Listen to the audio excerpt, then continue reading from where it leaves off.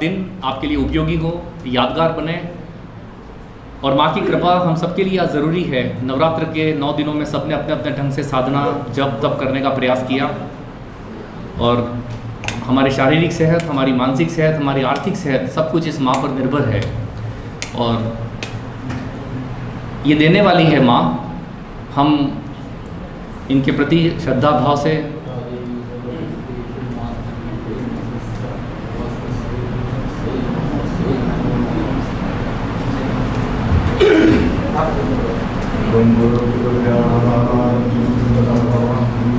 गिरीश जी sir, Girish जी sir,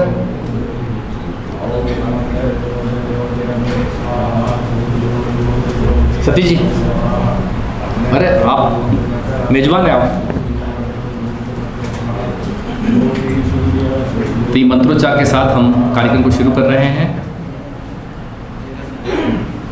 आप भी पूरे भाव के साथ में इस प्रक्रिया के साथ में जुड़े।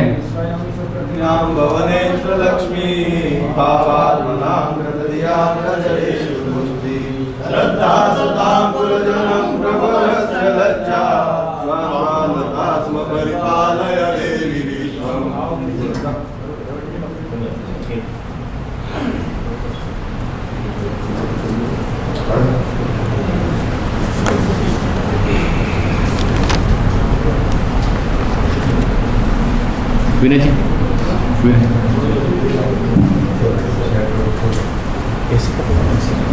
ऐसे मोड नहीं लेना।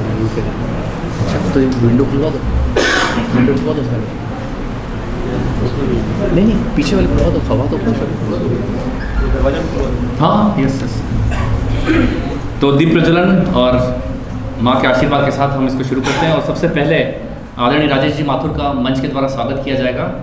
मैं जिलाध्यक्ष महोदय श्रीमान रमेश जी पंड्या सर से निवेदन करता हूं कि वो ऊपरना उड़ाकर राजेश जी माथुर का अभिनंदन करें।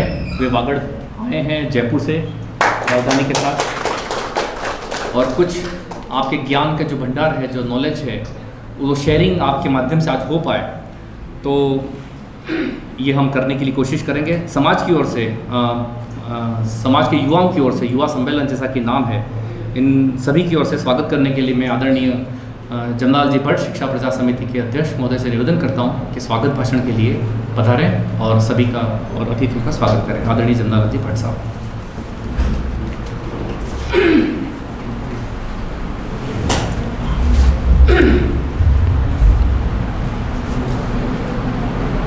माँ त्रिपुरा सुंदरी के इस प्रांगण में आज के हमारे मुख्य अतिथि, मुख्य वक्ता सम्मानीय माथुर साहब, समाज के अध्यक्ष सम्मानीय पंड्या जी, सम्मानीय पाठक साहब, व्यास जी, उपस्थित सभी युवा साथियों, समाज का ये अपना आप में एक अनूठा कार्यक्रम है। समाज विगत कई समय से काफ़ी इवेंटों के मार्फत से, काफ़ी कार्यक्रमों के मार्फत से समाज को नई दिशा की ओर ले जाने का एक अच्छा प्रयास कर रहा है और उसी के चलते समाज की भावी पीढ़ी कहीं किसी स्थिति में प्रभावित न हो जाए, चाहे वो सोशल मीडिया की स्थिति हो, चाहे अन्य किसी स्थिति में हो, उसको सही दिशा मिले और सही कार्यक्रमों के मार्फत ये अपना जीवन अच्छा सुदृढ़ कर सकें। इसी उद्देश्य को लेकर आज हमारे बीच जाने माने सम्मानीय माथुर साहब हमें काफ़ी कुछ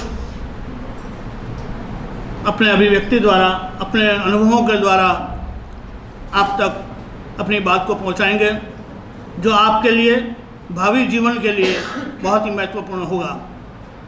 इसी क्रम में आप सभी का इस कार्यक्रम में भाग लेने और आने वाले जीवन के लिए कुछ नया सीखने, नया कुछ करने के लिए आप जो यहाँ से लेकर जाएंगे, उसके लिए आप सबको समाज की तरफ से और उपस्थित सभी सज्जनों को आप सभी का स्वागत करते हुए मेरी बात को विराम देता हूँ। जय परशुराम।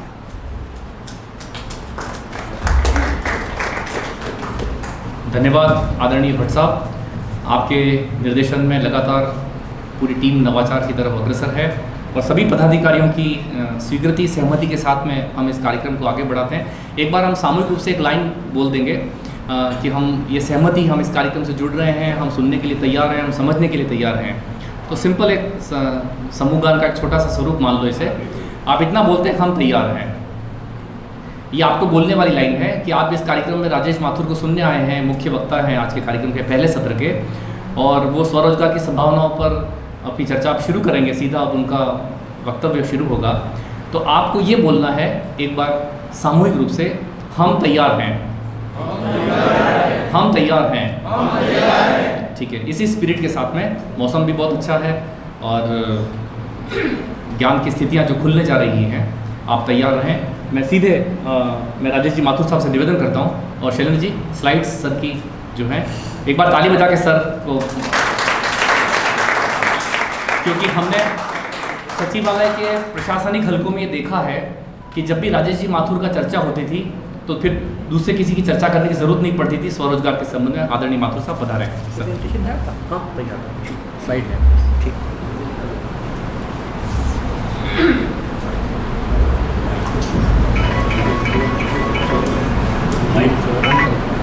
सर मैं भी बाहर हूँ, मैं बाद में बात करता हूँ।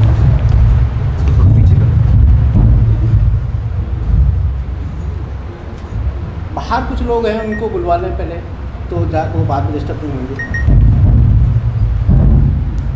बाहर कुछ लोग हैं, यदि उनको भी बुलवा लें तो अच्छा रहेगा। और मैं भी मेरा मोबाइल बंद कर रहा हूँ, आप लोग भी अपना मोबाइल बंद कर लें थोड़ी देर के लिए। मोबाइल बंद कर लो।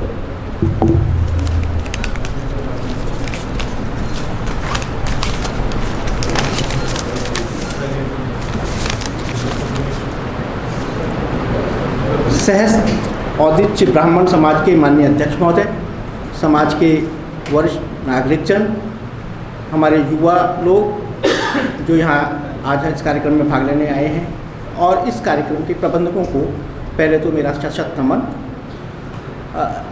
मैं इस कार्यक्रम के सफल आयोजन के लिए सभी को बधाई देता हूँ और साथ ही आज आपसे जो मुखातिब होने का जो मौका दिया है उसके लिए उनको धन्यवाद ज्ञापित करता हूँ।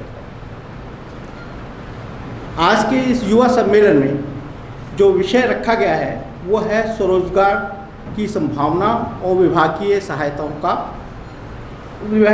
प्राप्त करने के अवसर।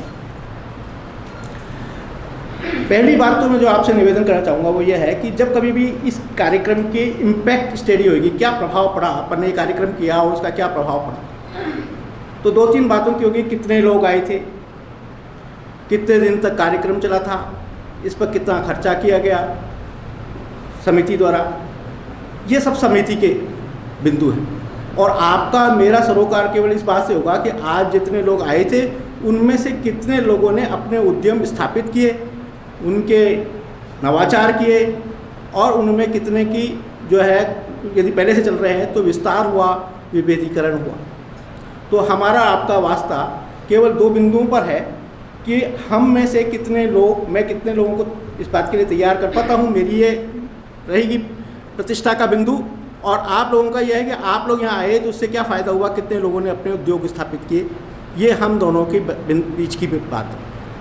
तो मैं आपसे अनुग्रह करूँगा कि मैं सबसे पहले आपसे उन बिंदुओं को जानकारी दूंगा जो मैंने आज जो अपना ये बनाया है प्रेजेंटेशन। पहली बात तो ये है कि आपको क्या करना है, मैं क्या करने जा रहा हूँ वो तो मैंने बता ही रहा हूँ कि तो मैं, लेकिन आपको क्या करना है, आप में क्या परिवर्तन लाने हैं, इन बातों को पहले तो ध्यान रखना पड़ेगा। यदि आप वो कर सकते हैं तो आप हमेशा चलने को तैयार हैं, और चलेंगे तो रिजल्ट्स दे पाएंगे, परिणाम दे पाएंगे, क्योंकि हर चीज़ परिणाम मांगती है। क्या हुआ कि साहब इतना बड़ा आयोजन किया, हुआ क्या, कितने उद्योग लगे, तो वो यदि मान लो नील है तो इस आयोजन का कोई आवश्यकता नहीं थी। और यदि इसमें अपन आए और मैं एक एग्जांपल दे रहा हूँ, 100 व्यक्ति आए और 50 ने अपने नए उद्यम स्थापित किए तो एक संतोषजनक बात हुई। 50 से ज़्यादा हुए तो अच्छा था प्रोग्राम, 50 से कम रहा तो औसत रहा, और यदि बिल्कुल ही नहीं लगे तो बेकार था। तो मैं तो इसी तरीके से आंकूंगा इस कार्यक्रम को, और चूँकि समय कम है इसलिए मैं कल भी यहाँ पर हूँ। यदि आप लोग कोई जानकारी लेने के लिए आप फिर समय यहाँ मांगें तो मैं कल यहाँ पर 10-11 बजे फिर उपस्थित हो सकता हूँ। मैं एक होटल में रुका हुआ हूँ जिसका परिचय आपको अभी मैनेजमेंट कमेटी दे देगी कि उसका नाम क्या है और कहाँ पर है। तो वो यदि आप वहाँ आना चाहें तो वो भी अपन एक प्रोग्राम बना सकते हैं कि कल सवेरे अपन 10 बजे से वहाँ बैठ करके इंडिविजुअल प्रॉब्लम्स को कर सकते हैं। अभी तो मैं एक सामान्य जानकारी दे रहा हूँ ब्रॉड, किसी के कोई काम की होगी, किसी के कोई काम की होगी। कल हम इसके बाद बात करेंगे। एक मेरा मोबाइल नंबर भी यहाँ आ रहा है, इस मोबाइल नंबर पर भी अपन बात कर सकते हैं। और आजकल तो अपन जो है व्हाट्सएप पे चैट कर सकते हैं, इसके अलावा अपन वीडियो कॉल कर सकते हैं, तो उन चीज़ों का भी सहारा ले सकते हैं। लेकिन परिणाम आने चाहिए। मूल बात यह है जो मैं ये शुरुआत कर रहा हूँ वो इस बात के लिए कह रहा हूँ, परिणाम आने चाहिए। यदि परिणामोन्मुखी नहीं है तो कार्यक्रम मेरे हिसाब से तो कोई बेकार है। तो आप लोगों का मैं इस मामले में सहयोग चाहता हूँ कि यहाँ सुन के नहीं जाएं, इसको परिणामोन्मुखी बनाएं।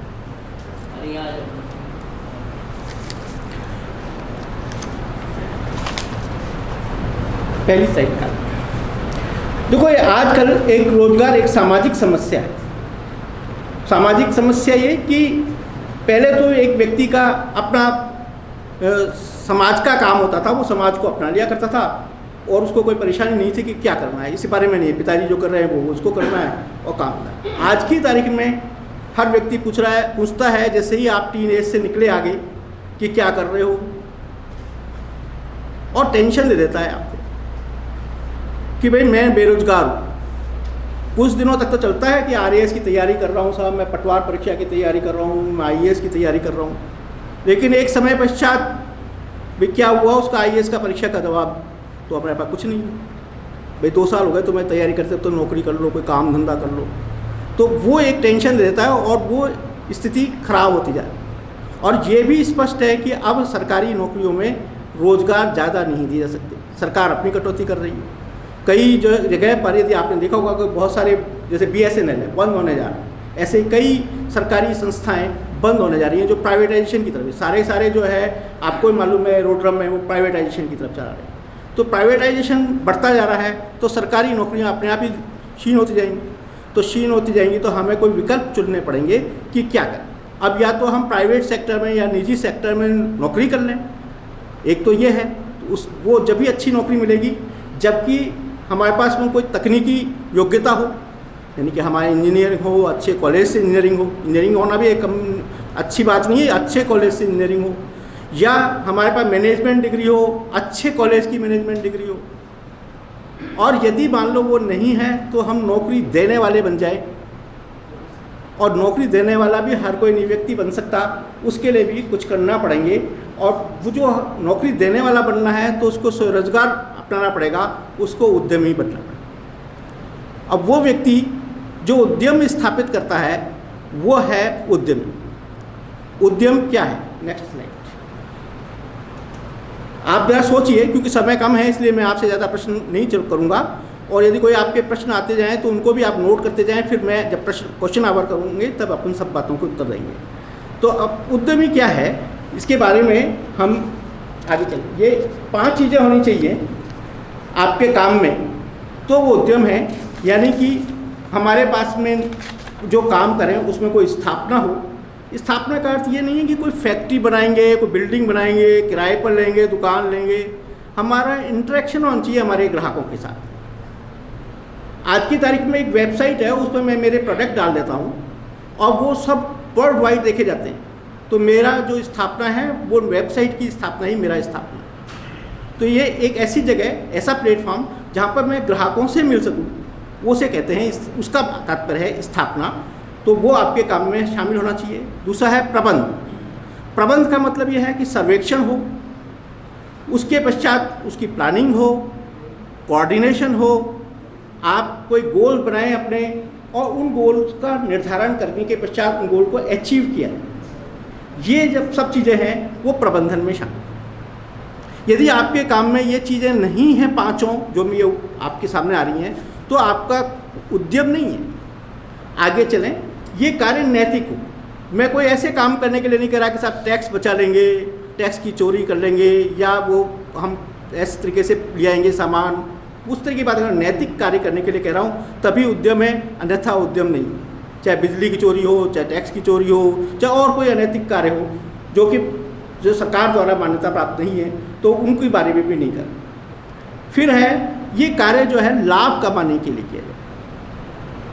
देखिए गीता में भी ज्ञान है, उसमें भी काम करने के लिए कहा गया है, लेकिन वहाँ कहता है कि काम करें लेकिन उन फल की इच्छा नहीं करें। यहाँ फल की इच्छा की बात कर रहा हूँ। तो गीता के कर्म से हमारे कर्म में अंतर है। यहाँ है लाभ कमाने के लिए किया जाए, और इसमें कुछ ना कुछ जोखिम। ये हम कैलकुलेटिव रिस्क की बात करते हैं। ऐसा नहीं है कि कोई आपसे ये कह रहे हैं कि साहब आप तो जुए में पैसे लगाइए, तो जुआ खेलाना नहीं चाह रहे हैं हम। कैलकुलेटिव रिस्क की बात करते हैं, और जब अपन कोई बात करेंगे इसको आगे, तो हम इसको बताएंगे कैलकुलेटिव रिस्क क्या होता है। नेक्स्ट,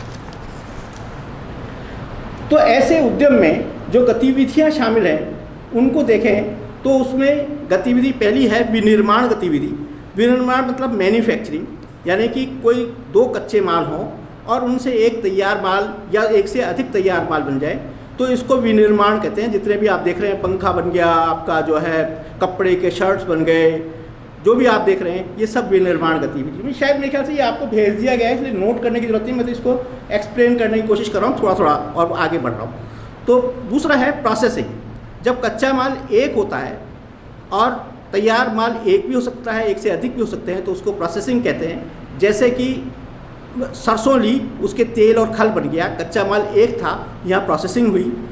मैंने कपड़े को प्रोसेस किया, यानी कि उसके पर जो कपड़े पर गंदी बातें थी जो है उनकी गंदगी हटा दी, तो उसको प्रोसेसिंग हो गया। मैंने जो है वाइट कर दिया कपड़े को, या फिर मैंने मार्बल लिया और उसकी टाइल्स काट ली, ये प्रोसेसिंग हो गई। कच्चा माल मेरा एक था मार्बल, उसकी टाइल्स बना ली, ये प्रोसेसिंग के एग्जाम्पल्स हैं।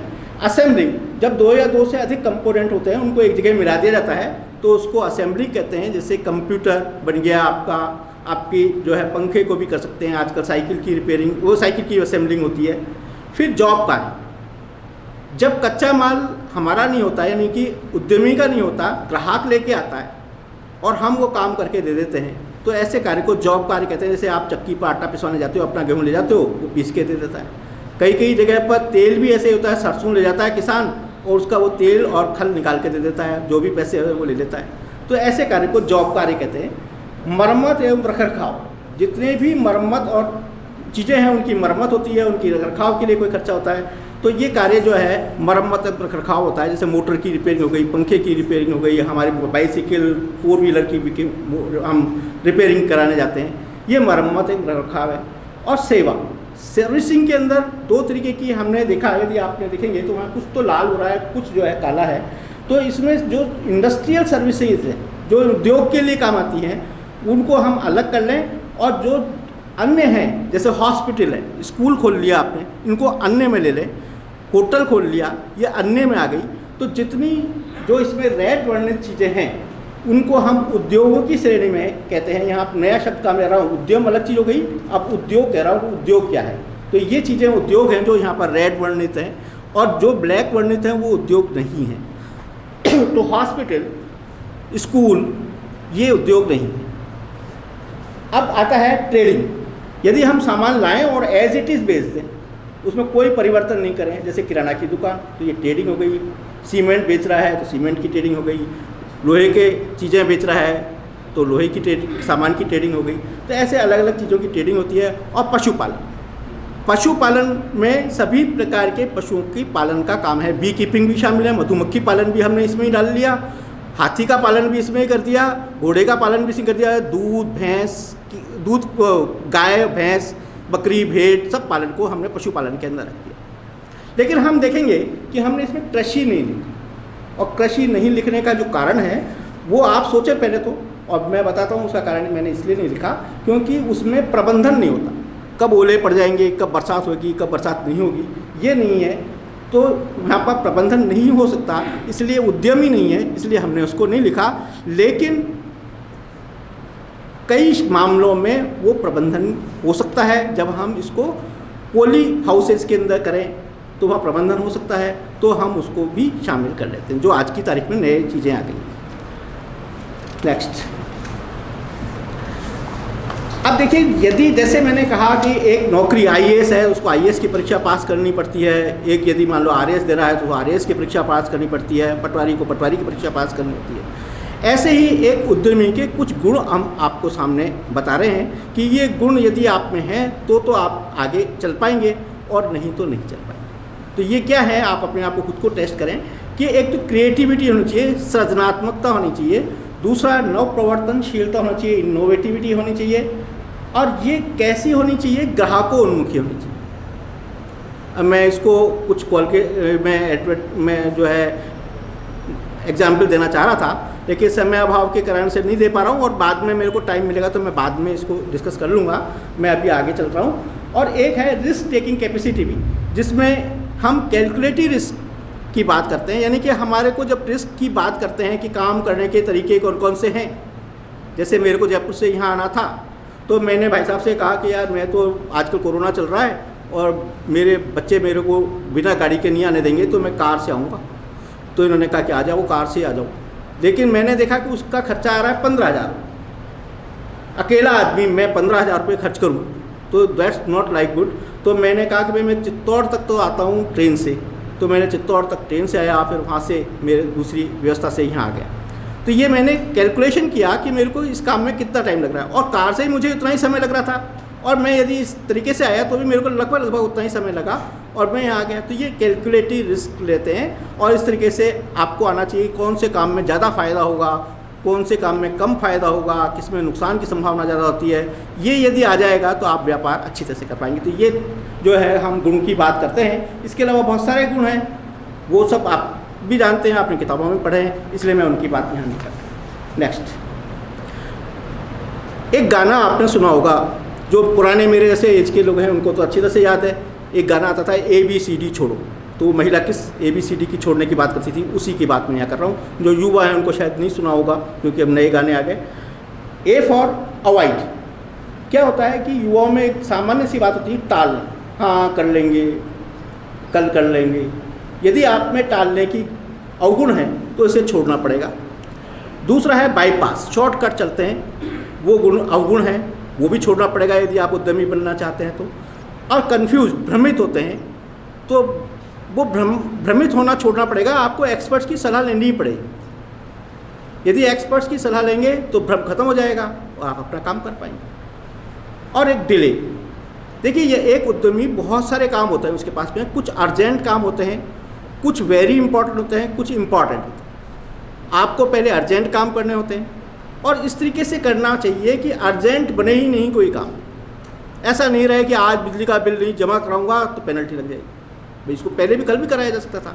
तो जब तक कोई काम हमारे पास में इंपॉर्टेंट है तब तक ही निपटा लें, और वेरी अर्जेंट और वेरी इंपॉर्टेंट नहीं बनने दें यदि आप एक अच्छे उद्यमी बनना चाहते हैं। नेक्स्ट, अब आता है कि मैं कौन सा उद्यम करूँ। ये बहुत महत्वपूर्ण है, इसको थोड़ा सा ध्यान देना। देखिए कोई भी उद्यम लगाते हैं तो 5 M's की ज़रूरत पड़ती है। ये 5 M है। मैन का मैंने MEN लिखा है, लेकिन इसमें MEN भी हो सकता है, और WAMAN और WAMEN भी हो सकता है, यानी महिला भी हो सकती है, पुरुष भी हो सकते हैं, एक व्यक्ति भी हो सकता है, अनेक व्यक्ति मिलकर भी हो सकते हैं, सबका कंपोनेंट भी हो सकता है। अब इसमें जो है ट्रेनिंग हो क्या उनके पास में, यदि ट्रेनिंग नहीं है तो पहले ट्रेनिंग ले लें, या एक्सपीरियंस, कोई एक्सपीरियंस गेन कर लें, वो काम करें जिसमें आप ट्रेंड हैं, जिसमें आप एक्सपीरियंस। ऐसे नहीं कि मैं कोई काम कर लूँ और जिसके बारे में मुझे कोई ज्ञान ही नहीं है तो फेल होना निश्चित। तो पहले तो ये देखें कि आपकी ट्रेनिंग काय में है, आपके पास एक्सपीरियंस काय में है, नहीं तो इनको प्राप्त करें। या ऐसे व्यक्तियों को पकड़ें जिनके पास में ये चीज़ें हैं, यानी कि उनके पास ट्रेनिंग है, उनके पास एक्सपीरियंस है, उनको हम अपने साथी भी बना सकते हैं, यानी पार्टनर बना सकते हैं, और उनको अपने एम्प्लॉय बना सकते हैं। तो ये पहले देखें कि हमारे पास ये चीज़ है कि नहीं है, मैन है कि। दूसरा मार्केट, किसी चीज़ का बाजार नहीं होगा तो वो काम हमारा फलीभूत नहीं होगा। हम कितना ही बना लें, एक दिन बना करके सारा कच्चा माल तैयार करके सारे पैसे का कच्चा माल खरीदेंगे, कच्चे माल का तैयार माल बना देंगे और लेके बैठ जाएंगे कि साहब फैक्ट्री बंद। क्यों? क्योंकि बिक ही नहीं रहा। तो पहले ये देखें कि बाजार है कि नहीं। बाजार है का मतलब क्या है कि पहले देखें कि किस क्वालिटी का सामान बाजार में चाहिए। तो क्वालिटी देखें कि हम उस क्वालिटी का बना सकते हैं कि नहीं बना सकते हैं, और बनाने के लिए हमें क्या चाहिए। दूसरा है क्वांटिटी, कितनी क्वांटिटी का माल बाजार में बिकता है। कि साहब मैं तो एक ट्रक से कम माल लेता ही नहीं, तो एक ट्रक माल बनाएंगे तब उसको दे पाएंगे, नहीं तो बीच में मध्यस्थों को बेचते रहेंगे तो पैसा पूरा नहीं आएगा। दूसरी बात है क्या रेट में बिकता है, ये भी हम जब सर्वे करेंगे। मैं पानी लो।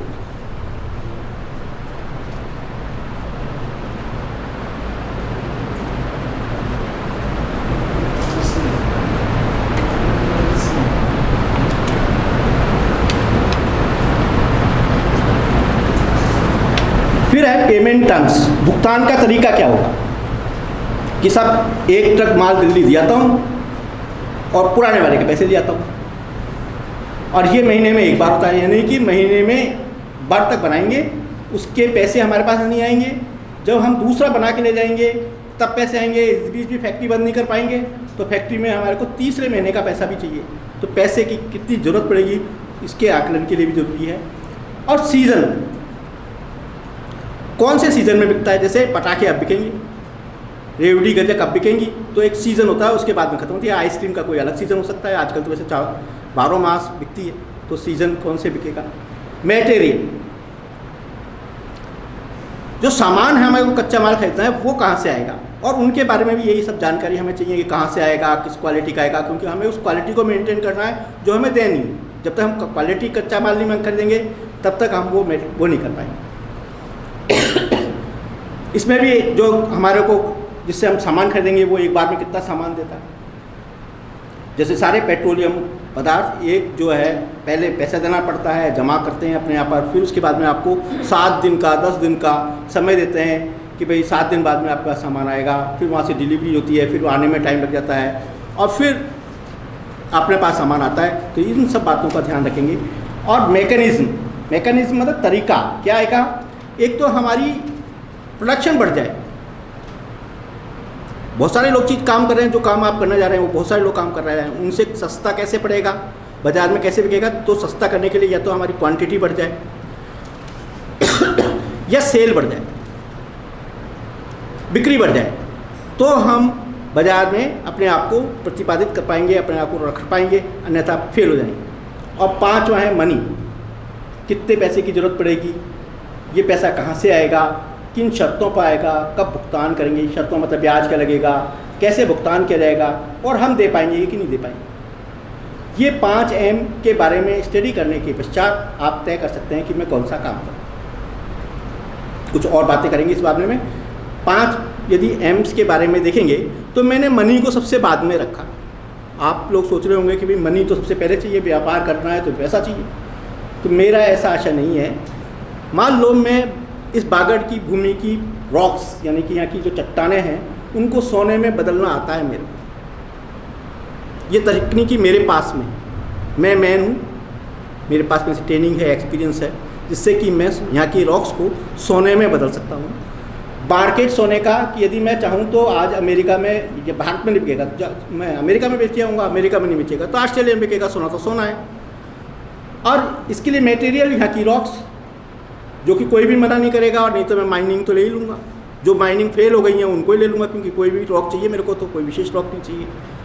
और ये तरीका मेरे को आता है। तो जितने भी यहाँ पर सेठ लोग बैठे हुए हैं वो कहेंगे कि पैसा तो हम लगा देंगे, माथुर साहब शुरू करो काम, ज़मीन भी मेरी ले लो, करेंगे ना।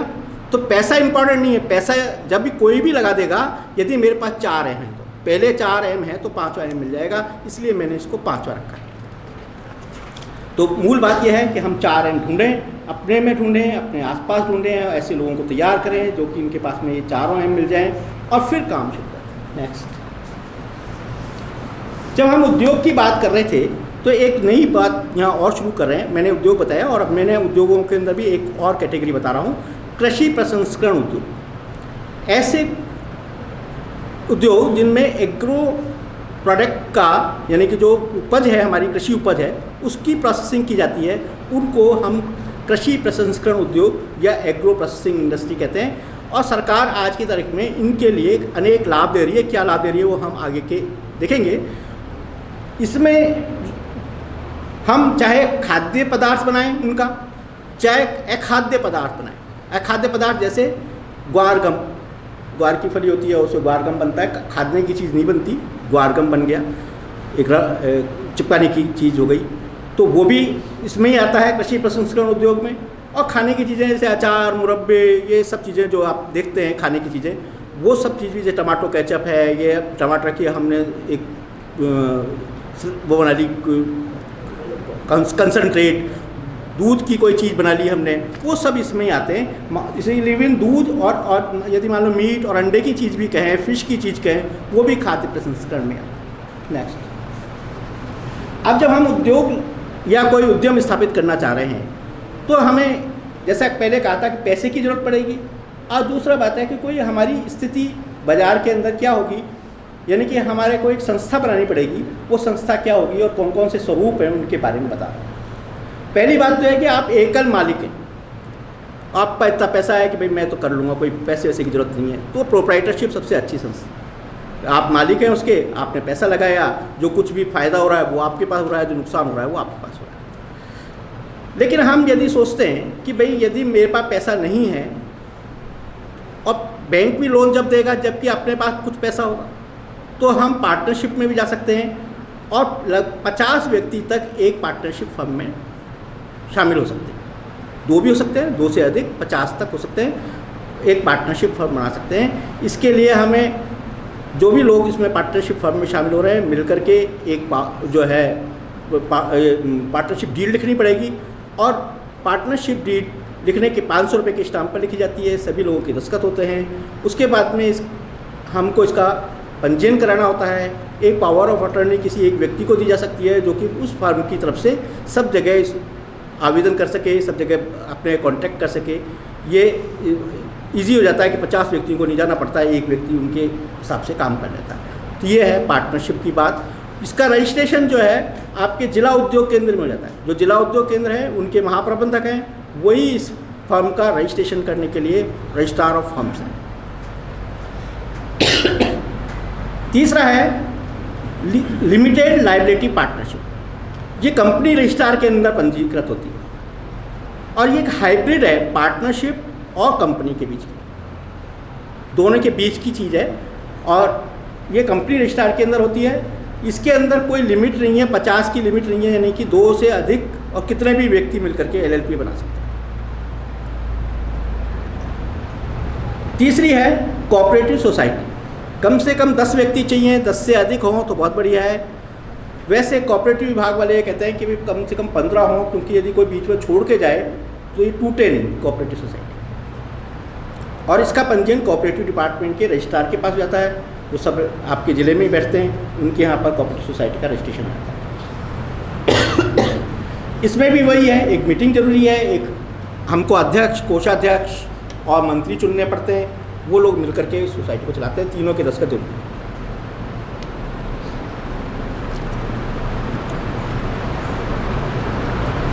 फार्मर प्रोड्यूसर कंपनी से पहले सेल्फ हेल्प ग्रुप की बात कर लेते हैं। सेल्फ हेल्प ग्रुप के अंदर कम से कम 10 व्यक्ति होने चाहिए, अधिक से अधिक 20 व्यक्ति हो सकते हैं, महिलाएं भी हो सकती हैं, पुरुष भी हो सकते हैं। रेगुलर मीटिंग होनी चाहिए, यानी कि हर महीने या हर त्रैमास, हर सप्ताह या हर पक्ष में एक मीटिंग होना जरूरी है। सब लोग मिले एक जगह बैठे। बचत होना जरूरी है, कुछ ना कुछ उस रोज़ अपनी बचत राशि लेके आएँ महीने पर, और वो बचत राशि वहाँ जमा कराएं, जो उन्हीं के ही पास रहेगी, कोई सरकार नहीं रहती, उन्हीं के पास में रहेगी, उससे आगे का काम चलता है। कोई इकोनॉमिक एक्टिविटी जरूरी है, यानी कि कोई आर्थिक काम गतिविधि करें, तो ये ज़रूरी है कि वो SHG के लिए, ये SHG के 3-4 बिंदु हैं जो यदि आप पूरा करते हैं तो SHG भी बना सकते हैं। ये भी लीगल एंटिटी है। कोई समझते होंगे कि इसका रजिस्ट्रेशन की जरूरत नहीं पड़ती, तो क्या ये लीगल एंटिटी है? मैं कह रहा हूँ हाँ है। बैंक में खाता खुलेगा, पैन कार्ड आएगा, सब चीज़ बेसिक।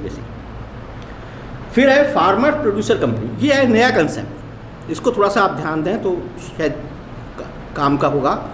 इसमें फार्मर होना ज़रूरी है। जैसे फार्मर प्रोड्यूसर कंपनी लिख रखा है तो नाम से किसानों की है। किसान का मतलब ज़मीन होनी चाहिए।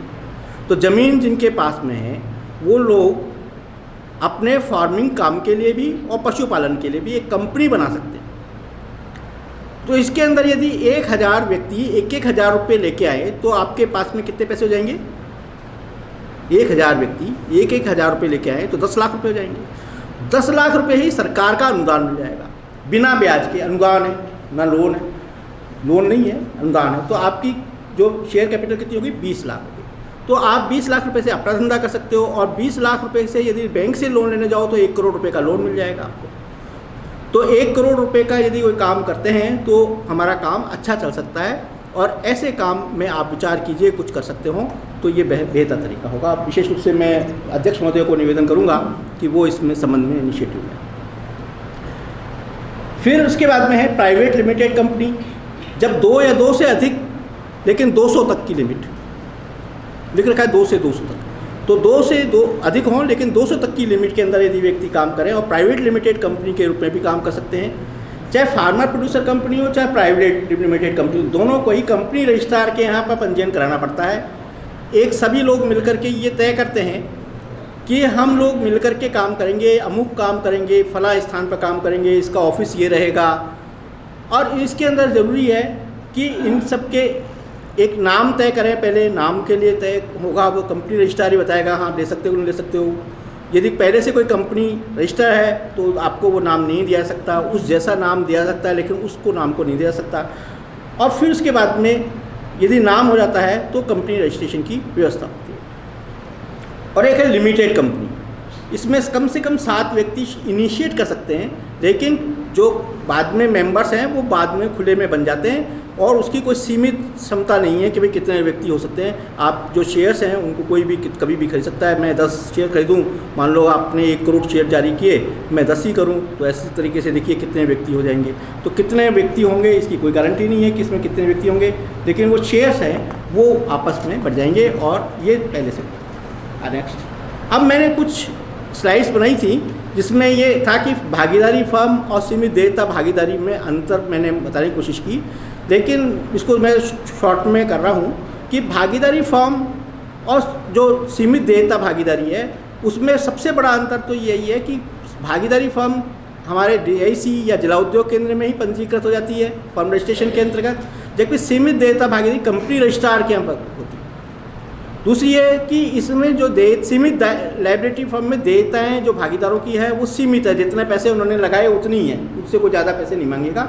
लेकिन भागीदारी फर्म में अनलिमिटेड है, यानी कि जो भी कोई देनदारी होगी वो किसी भी एक भागीदार से पैसे वसूली जा सकती है। तो मोटा मोटा अंतर तो यही है, और बाकी मैंने लिख रखा है स्लाइड में, स्लाइड आपके तक पहुंचेगी तो उसमें आप पढ़ लीजिएगा। थोड़ा सा अपन आगे चलते हैं।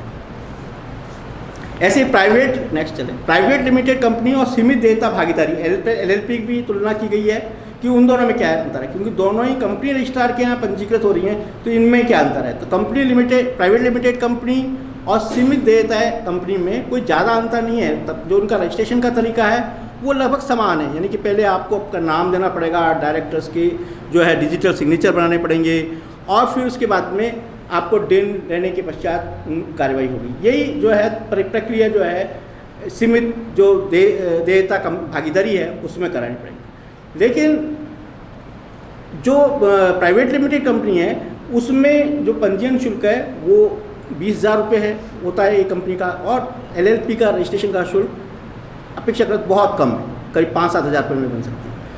और विशिष्टता दोनों में पृथक वैधानिक स्थिति है, इनकी देयता और आस्तियाँ इनके प्रमोटर से पृथक होती हैं। यदि मान लो हम प्राइवेट कंपनी, यहाँ पर दोनों की पृथक वैधानिक स्थिति है, लेकिन देयता एवं आस्तियाँ इनके भागीदारों से पृथक होती है, यानी कि बराबर जैसी स्थिति है, तो कोई अंतर नहीं है दोनों में ही। ऐसे ही आगे भी किया गया है, उनको ऑडिट करानी पड़ती है प्राइवेट लिमिटेड कंपनी को हर साल, लेकिन भागीदारी कंपनी है उनमें शिथिलता दी हुई है, 40 लाख रुपये तक की कोई ज़रूरत नहीं है। अब मैं वो फार्मर प्रोड्यूसर कंपनी को ले चलता हूँ, आगे चलते हैं, खुला 3 के बाद और आगे ये फार्मर प्रोड्यूसर कंपनी, इसको ले फार्मर प्रोड्यूसर कंपनी। जिसकी मैं बात कर रहा था कि इस मामले में आप लोग इनिशिएट करें, और अच्छा काम है और सरकार की मदद भी काफ़ी है। ये हम निजी क्षेत्र के अंदर एक कंपनी बनाते हैं, लेकिन ये लिमिटेड कंपनी होती है, प्राइवेट लिमिटेड नहीं होती, लिमिटेड होती है। यानी कि हम इसके अंदर जितने चाहें उतने मेंबर बना सकते हैं। पहली बात तो ये। दूसरा है कि एफपीसी की अवधारणा का उद्देश्य किसानों को बाजार में अपनी सौदेबाजी की ताकत में सुधार करने के लिए एक सामूहिक आयोजन करना है। अपने सामान को इकट्ठे कर सकते हैं, इकट्ठे बेच सकते हैं। उनको जो दूसरे है, जैसे एक आढ़तिया होता है, उसकी तरीके से जो टैक्सेस देने पड़ते हैं वो देने पड़ेंगे कि सब किसानों का सामान एक जगह जाएगा और एक जगह से ही हम बेच सकें। सबसे बड़ा फ़ायदा ये, यानी मेरे यहाँ पर मान लो मैं सब्जियाँ उगा रहा हूँ तो भी मेरे को फ़ायदा है, मैं अनाज उगा रहा हूँ तो फ़ायदा है। यदि मैं इसको सोचता हूँ कि मैं इसको ऑर्गेनिक में जाऊँ तो ऑर्गेनिक क्षेत्र में भी, जैविक खेती जिसे कहते हैं, उसमें भी जाऊँ तो उसमें भी फ़ायदा है, क्योंकि मेरे पास में इकट्ठी एक जगह ज़मीन मिलेगी और उनको हम एक ही जगह पर सबको जो है ऑर्गेनिक करवा सकेंगे। जो प्रमाणीकरण है वो हम ऑर्गेनिक ले पाएंगे, तो ये एक अच्छा है। दूसरी बात है, यदि मान लो हम ऑर्गेनिक में नहीं जा रहे, खाद बीज का ही काम करें, तो हम एक कंपनी में खाद बीज का काम कह सकते हैं, इकट्ठा माल खरीदें, अपने लोगों को दें, सस्ता मिलेगा। और चूँकि हमारे पास में इकट्ठा ट्रक आएगा, अभी भी आता है, लेकिन अभी मुनाफा कोई और कमा लेता है, तब वो मुनाफा हमारे पास आ जाएगा। तो ये एक अच्छा तरीका है जिसमें काम करेंगे, और इस मामले में अपन और भी डिस्कस कर सकते हैं। नेक्स्ट, इसके बाद में भी एफपीओ योजना के उद्देश्य पर आ जाइए। सेकंड, हाँ, किसानों को अपने एफपीओ के माध्यम से बाजारों तक पहुंचाने में सक्षम बनाने के लिए खरीदार और विक्रेता दोनों को के रूप में काम कर सकती है। जैसे मैंने कहा कि हमने कुछ सामान खरीदना है, खाद बीज खरीदनी है, तो खाद बीज भी हम इकट्ठे खरीद सकते हैं और अपने फसल को भी बेच सकते हैं। दोनों तरीके से काम कर सकते हैं। एफपीओ में निवेश के लिए अपने उत्पादन और विपणन की ताकत का लाभ उठाने के लिए नीति वातावरण तैयार करें। यदि हमारे पास में एक जगह हमारे पास बहुत सारा माल है, तो हम अपनी नीति के अनुसार सामान को बेच सकते हैं। हम जो खाद विक्रेता हैं उनसे भी बात कर सकते हैं कि भाई मेरे को 2 ट्रक माल चाहिए, बताओ कि क्या भाव लोगे, तो हम इकट्ठा माल लेकर के भी काम कर सकते हैं। और किसान उत्पादक संगठनों को आर्थिक रूप से व्यवहार्य और स्वशासन को बढ़ावा देना इसका मूल उद्देश्य। नेक्स्ट, भारत सरकार का सहयोग मिलता है। जैसे मैंने अभी आपको बताया कि ट्रेनिंग फैसिलिटेशन के अलावा ये भारत सरकार इसमें अपना पैसा भी लगाती है। नहीं कि जैसे 10 लाख रुपए आपने इकट्ठे किए तो भारत सरकार 10 लाख रुपए और दे देगी आपको, तो ये भी एक है। इसके लिए एक अलग से बना रखा है, small farmers agri business consortium, SFAC एक संस्था बना रखी है जहाँ से ये पैसा मिल जाता है। पहली जब हम मीटिंग करते हैं 1 साल बाद में, उसके बाद में SFAC के मेंबर आकर के देखते हैं, सब लोगों से मिलते हैं और उसके पश्चात हमारे को ये ग्रांट मिल सकती है। यानी कि 1 साल बाद में मिलती है जब हम FPO बना रहे हैं। ये FPO का भारत सरकार से जो सहयोग है उनके बारे में भी है। यदि आप लोग आगे आएंगे तो मैं इसके बारे में बात करूँगा। अब मैं थोड़ी सी बात जैविक खाद्य प्रसंस्करण और जैविक खेती के बारे में कर लेता हूँ। जैविक खेती आज की तारीख में बहुत महत्वपूर्ण। पहले तो ये निवेदन करना चाहूँगा आपको कि जैविक खेती क्या है। देखो, जैविक खेती का मतलब ये है कि हम पेस्टिसाइड्स यूज़ नहीं करें, पहली बात। ऐसे बीज उपयोग नहीं करें जो कि निर्मित हैं, यानी कि जिनमें हमने परिवर्तन करके और फिर उनको जो है बाज़ार में प्रोड्यूस किया है। जैसे कि अपने कपास के अंदर आ रहा है आज की तारीख में बीज, तो वैसे बीज उपयोग नहीं करेंगे। यानी कि जो बीज हमारे पास में फसल में आते हैं उन्हीं का ही उपयोग करेंगे। और तीसरी बात जो है वो ये है कि हम जो उर्वरक काम में लेते हैं, फर्टिलाइज़र काम में लेते हैं, वो केमिकल बेस्ड की। तो सबसे पहले तो चूँकि हमारे अभी तक हम खेती कैसे कर रहे हैं जिसमें ये तीनों चीज़ें उपयोग कर रहे हैं, तो हमें पहली बात तो यह है कि इनको बदलना पड़ेगा। 3 साल तक हमें बिना केमिकल फर्टिलाइज़र और कीटनाशकों की खेती करनी पड़ेगी और हमें जो ओरिजिनल बीज हैं उन काम में लेना पड़ेगा। जब 3 साल तक हम ये काम करेंगे तो हमें सर्टिफिकेशन मिलेगा, उससे पहले नहीं मिलेगा। हम सोचें कल की तारीख में हम ये काम शुरू कर देते हैं, कल सर्टिफिकेशन मिल जाए, तो कल सर्टिफिकेशन नहीं मिलेगा, 3 साल बाद में करेगा। और 3 साल तक हमें देख रेख में रहना पड़ेगा सर्टिफिकेशन एजेंसी की।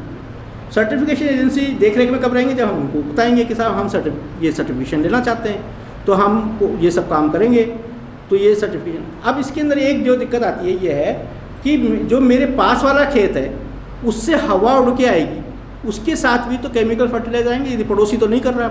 और तो ऐसी स्थिति में या तो हमें वाल्स बनानी पड़ेंगी या एक बड़े क्षेत्र को लेकर के हमें काम करना पड़ेगा, यानी कि बहुत सारे लोग मिलकर के एक साथ काम करें तब जाकर सक्सेसफुल होगी, अन्यथा नहीं होगी। तो हमें इस काम के लिए पूरे गांव को ऑर्गेनिक बनाना पड़ेगा कि सारी की सारी ज़मीन उस गांव की वो ऑर्गेनिक क्षेत्र में आए। और वो जब भी हो सकती है जब हम फार्मर प्रोड्यूसर कंपनी बनाएंगे। फार्मर प्रोड्यूसर कंपनी बनाएंगे, सबकी एक जैसी होगी ज़मीन, सब एक साथ काम लेंगे, एक तरीके से काम करेंगे तो वो काम जो है सक्सेसफुल होगा, अन्यथा नहीं होगा। अब इसके यदि मान लो प्रोडक्ट्स बनते हैं ऐसी चीज़ों के, हमारी गाय भी यदि मान लो ऑर्गेनिक जो है चीज़ें ही खाए तो उसका दूध जो सबसे पहले तो दूध जो होगा वो ऑर्गेनिक होगा। तो ऑर्गेनिक दूध बनाने का तरीका वो जब ही होगा जबकि हम पहले अपने यहाँ पर खेती ऑर्गेनिक करें। अब चारे में तो जो है हम इनऑर्गेनिक डाल करके खिला रहे हैं तो वो तो काम करेगा नहीं, तो हमें जो सब पहले ऑर्गेनिक करना पड़ेगा, तब हम दूध की बात करेंगे।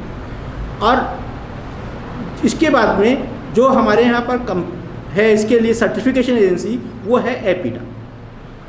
एपीडा के सर्टिफिकेशन के बाद में ही हमें ये सर्टिफिकेट मिलेगा कि हम जैविक खेती करते हैं। और ये एपीडा जो है वो आपको इस पूरे को देख रेख में रखेगी आपको 3 साल तक, तब प्रमाणित करते हैं। अब इसमें ये जरूरी है कि फसल की चक्रीकरण को अपनाना पड़ेगा। एक ही जैसी फसल नहीं ले सकते अपन, उसका चक्रीकरण करना पड़ेगा, जो कि आपको एग्रीकल्चर जो ऑफिसर्स हैं वो आपको बताएंगे कि भाई इस फसल के बाद में अब नेक्स्ट फसल कौन सी करें, वो अपनाना पड़ेगा। ऑर्गेनिक वेस्ट यूज़ करने पड़ेंगे, बायोलॉजिकल पेस्टिसाइड्स यूज़ करने पड़ेंगे, खनिज रॉक काम में लेनी पड़ेगी, ये सब करनी पड़ेगी। नेक्स्ट चला एडवांटेज। देखिए सबसे पहली बात तो यह है कि हमें आर्थिक रूप से फ़ायदा हो। जो ऑर्गेनिक चीज़ें हैं आप भी जानते हो कम से कम 40% ज़्यादा पैसे पर मिलती है। यदि आज की तारीख में कोई चीज़ लेने जाऊँ दाल, तो कोई भाव होगा 100 रुपये किलो, तो मेरे को ऑर्गेनिक के नाम से 150 रुपये के दाल मिले, यानी कि पहले तो पैसा ही ज़्यादा मिलता है। तो दूसरा है हाई डिमांड रहती है, विशेष देशों में एक्सपोर्ट की संभावना ज़्यादा हो जाती है, अधिक पोषक है, न्यूट्रिशनल है, और जो आज की तारीख में अनेक रोग हैं उनका कारण यही है। और ये पर्यावरण अनुकूल है, यानी कम पानी के अंदर ही खेती हो सकती है। तो आज की तारीख में सबसे ज़्यादा प्रॉब्लम तो क्या है, पानी की। तो पानी कम होगा तो भी उसमें हो सकती है, तो ये प्रीमियम रेट मिल जाती है इसकी। अब इसके नुकसान क्या, एक तो प्रोडक्शन कम होता है। तो पहले यदि हम देखेंगे कि आज की तारीख में उर्वरा शक्ति ही खत्म होती जा रही है खेतों की। जो हम पहले कोई भी नाइट्रोजन फिक्सिंग खाद डाल करके और जो प्रोडक्शन लिया करते थे, वो धीरे धीरे हम खाद तो बढ़ाते जाते हैं मात्रा, लेकिन जो प्रोडक्शन है 1 प्रति एकड़ वो कम होता जा रहा है। लेकिन यदि हम इसको दोबारा से ऑर्गेनिक की तरफ चले जाएंगे तो ठीक है, पहले 3 साल तक तो कम होगी, लेकिन उसके बाद में बढ़ जाएगी। फिर है इसका शेल्फ जीवन कम होता है। आपने देखा होगा देसी टमाटर लो तो उससे रोज़ ख़राब, और जो यदि विदेशी टमाटर लेते हैं तो वो कई दिन तक चल जाते हैं। तो शेल्फ जो जीवन है वो कम होता है और सीमित उत्पादन होता है। नेक्स्ट, ये प्रमाणन की बात लिख रखी है, मैं इसके बारे में ज़्यादा नहीं करूँगा और सीधे एक खाद्य प्रसंस्करण क्लस्टर पर आ जाऊँगा। ये भी मैं यहाँ के संगठन से अनुरोध करूँगा, अध्यक्ष महोदय से ही। इसमें क्या है कि हम यदि बहुत सारे लोग मिलकर के कोई काम करना चाहते हैं ऑर्गेनिक प्रोसेसिंग का, तो एक इंडस्ट्रियल एरिया आप डेवलप कर सकते हैं। यदि इस इंडस्ट्रियल एरिया को डेवलप करें तो हमारे को 35% अनुदान मिल सकता है। अभी कैसे मिलता है, तो नेक्स्ट है पैटर्न ऑफ असिस्टेंस। इसमें जो मैक्सिमम यदि एक इंडस्ट्रियल एरिया डेवलप करें उसमें 10 करोड़ रुपए तक का फाइनेंस हो, तो उसके अंदर हमारे 35% तक का लाभ मिल जाएगा। ये 10 करोड़ रुपए की व्यवस्था हमें कैसे करनी पड़ेगी, 25% ओन कंट्रीब्यूशन। जो लोग ज़मीन वहाँ लेना चाहेंगे वो पैसा दे देंगे आपको, तो आप उनसे दे लीजिएगा। फिर 40% बैंक लोन मिल जाएगा आपको, 35% ग्रांटी नेट मिल जाएगी। इस तरीके से 100% मिल जाएगा। और जो ग्रांट है उसका 35% आपको पहले मिल जाएगा, 40% उसके बाद में सेकेंड इंस्टॉलमेंट के रूप में मिल जाएगा। फिर थर्ड इंस्टॉलमेंट हमारे को 15% की मिल जाएगी, और चौथा जिस रोज़ हमारा इंडस्ट्रियल एरिया का शुभारंभ हो जाएगा उस रोज़ 15% मिल जाएगा। तो ऐसे करके हमारे को जो 35% पैसा है वो इस तरीके से मिल जाएगा, और हम कम पैसे में एक इंडस्ट्रियल एरिया डेवलप करके जिसके ऊपर आपका समाज का बोर्ड रहेगा वो बना के दे सकते हैं। और ये बाद में भी आपको लाभ देगा, क्योंकि बिजली तो चलो RSC भी दे देगी, JVNL दे देगा आपको, लेकिन उसके पश्चात पानी की व्यवस्था करनी है वो तो आप ही करेंगे। जो स्थानीय सड़कों का रखरखाव का काम है वो आपको, तो आपसे जैसे रीको पैसे लेता है हर साल एक मेंटेनेंस का, वो आप पैसा लेंगे और आप एक मतलब हमेशा के लिए काफ़ी समय तक, 99 साल की भी इंडस्ट्री चलेगी तो 99 साल तक आपके पास एक व्यवस्था रहेगी कि आप यह है काम कर सकते। अब जो मेरे को कहा गया, निर्देश मिले हैं कि भाई राज्य की योजनाओं पर विशेष रूप से बात करूं मैं आपको, तो उनके बारे में बात करूँ। तो जो देखेंगे तो जो मैं आज बात करना चाहता हूं वो ये योजनाएं हैं। एक तो है agriculture marketing infrastructure scheme, agro processing policy 2019, ये मैंने अल्फ़ाबेटिकल लगा रखा है। PM-FME scheme, agriculture infrastructure fund scheme, agriculture export policy scheme, CLCSS scheme, MLUPY scheme और RIPS स्कीम। अब जो मेरे हिसाब से इम्पॉर्टेंट है वो है RIPS, जिसमें कि आप सब लोगों को लाभ होगा। तो पहले इसकी बात करते हैं। मुख्यमंत्री लघु उद्यमी प्रोत्साहन योजना। कोई भी व्यक्ति जो कि 18 वर्ष से अधिक है व्यक्तिगत रूप से भी एक उद्यम स्थापित कर सकता है। वो SHG बना के भी कर सकता है। मैंने ये सब बातें आपको पहले बता दी हैं कि SHG कैसे बनती है। FPO बना के भी कर सकता है, भागीदारी फर्म भी बना सकता है, LLP भी बना सकता है, सहकारी समिति या संस्था भी बन सकता है और कंपनी भी बना सकता है। सभी लोगों को इस योजना के अंतर्गत लाभ मिल सकता है। यानी कि कैसे भी हम अपना लीगल जो बनाए स्टेटस, उसको सबको लाभ मिलता है, कोई रोक नहीं। ऋणदात्री संस्थाएं, इसमें सभी वाणिज्यिक, ग्रामीण bank, small finance bank, SIDBI और RFC सभी शामिल हैं। प्राइवेट बैंक भी शामिल है, SDFC वगैरह से ये भी शामिल है। इसमें ब्याज अनुदान जो है वो 25 लाख रुपए तक 8% ब्याज अनुदान। यदि मान लो मैं ब्याज कहीं से लोन लेना चाहता हूँ तो सामान्यतया इसी ब्याज दर पर 8 से 10% पर मेरे को लोन मिल जाता है, यानी कि मेरे को ब्याज मुक्त लोन मिल सकता है। ध्यान दें, ब्याज मुक्त लोन मिल सकता है, या 1-2% ही देना पड़ेगा। 8% सरकार दे देगी तो आपको केवल 10% में मिल रहा है, तो 2% ही देना पड़ेगा, जो कि लगभग ब्याज मुक्त ही हुआ। 25 लाख रुपए से अधिक और 5 करोड़ रुपए तक का आपका व्यवसाय है तो 6% ब्याज अनुदान मिल जाता है। और 5 करोड़ रुपए से अधिक है और 10 करोड़ रुपए तक है, यहाँ पर ब्याज दर भी 7 से 8% में ही मिलती है, इससे ज़्यादा नहीं लेते इस पर लोन पर। तो वहाँ पर 5% आपको ब्याज अनुदान मिल जाएगा, यानी कि आपको 2% ब्याज अनुदान पर 2% ब्याज पर पैसा मिल रहा है कितना, 10 करोड़ रुपये। नेक्स्ट, अब आवेदन करना भी बड़ा सा ईजी है। क्या है, ऑनलाइन आवेदन करना पड़ता है, और जो मैं राजस्थान सरकार की योजनाओं बताऊंगा उनमें सारे आवेदन SSO के द्वारा होता है। राजस्थान SSO पर जाएंगे, आप वहाँ से कराएंगे।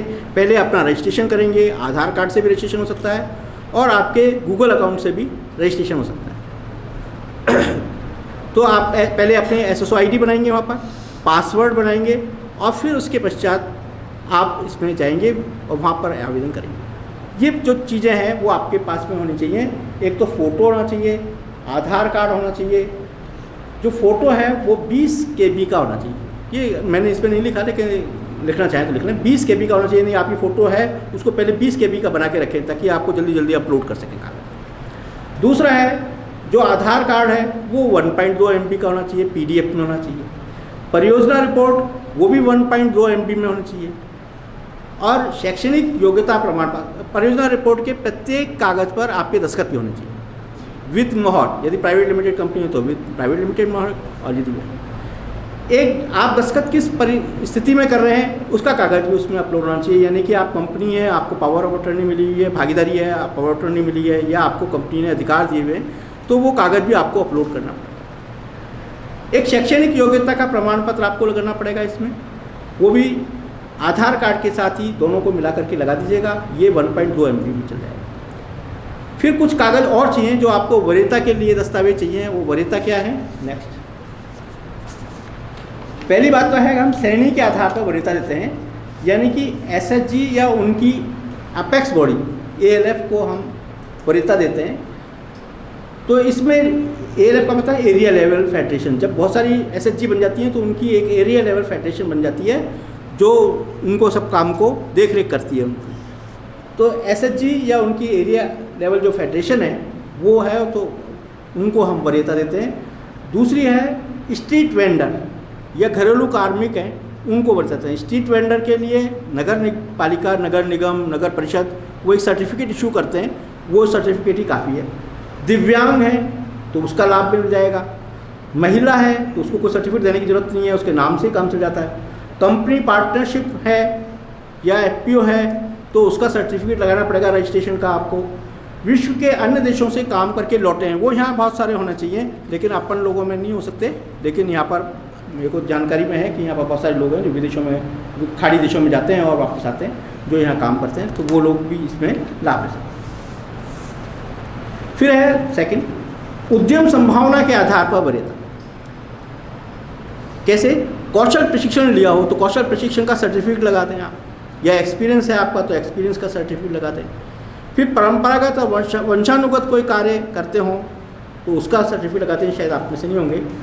पूर्व में कोई लोन ले रखा है और बैंक के अच्छे ऋणियों समय पर चुकाया हो तो उसका सर्टिफिकेट बैंक से लेके लगा दे तो हम उसको भी वरीयता देते हैं।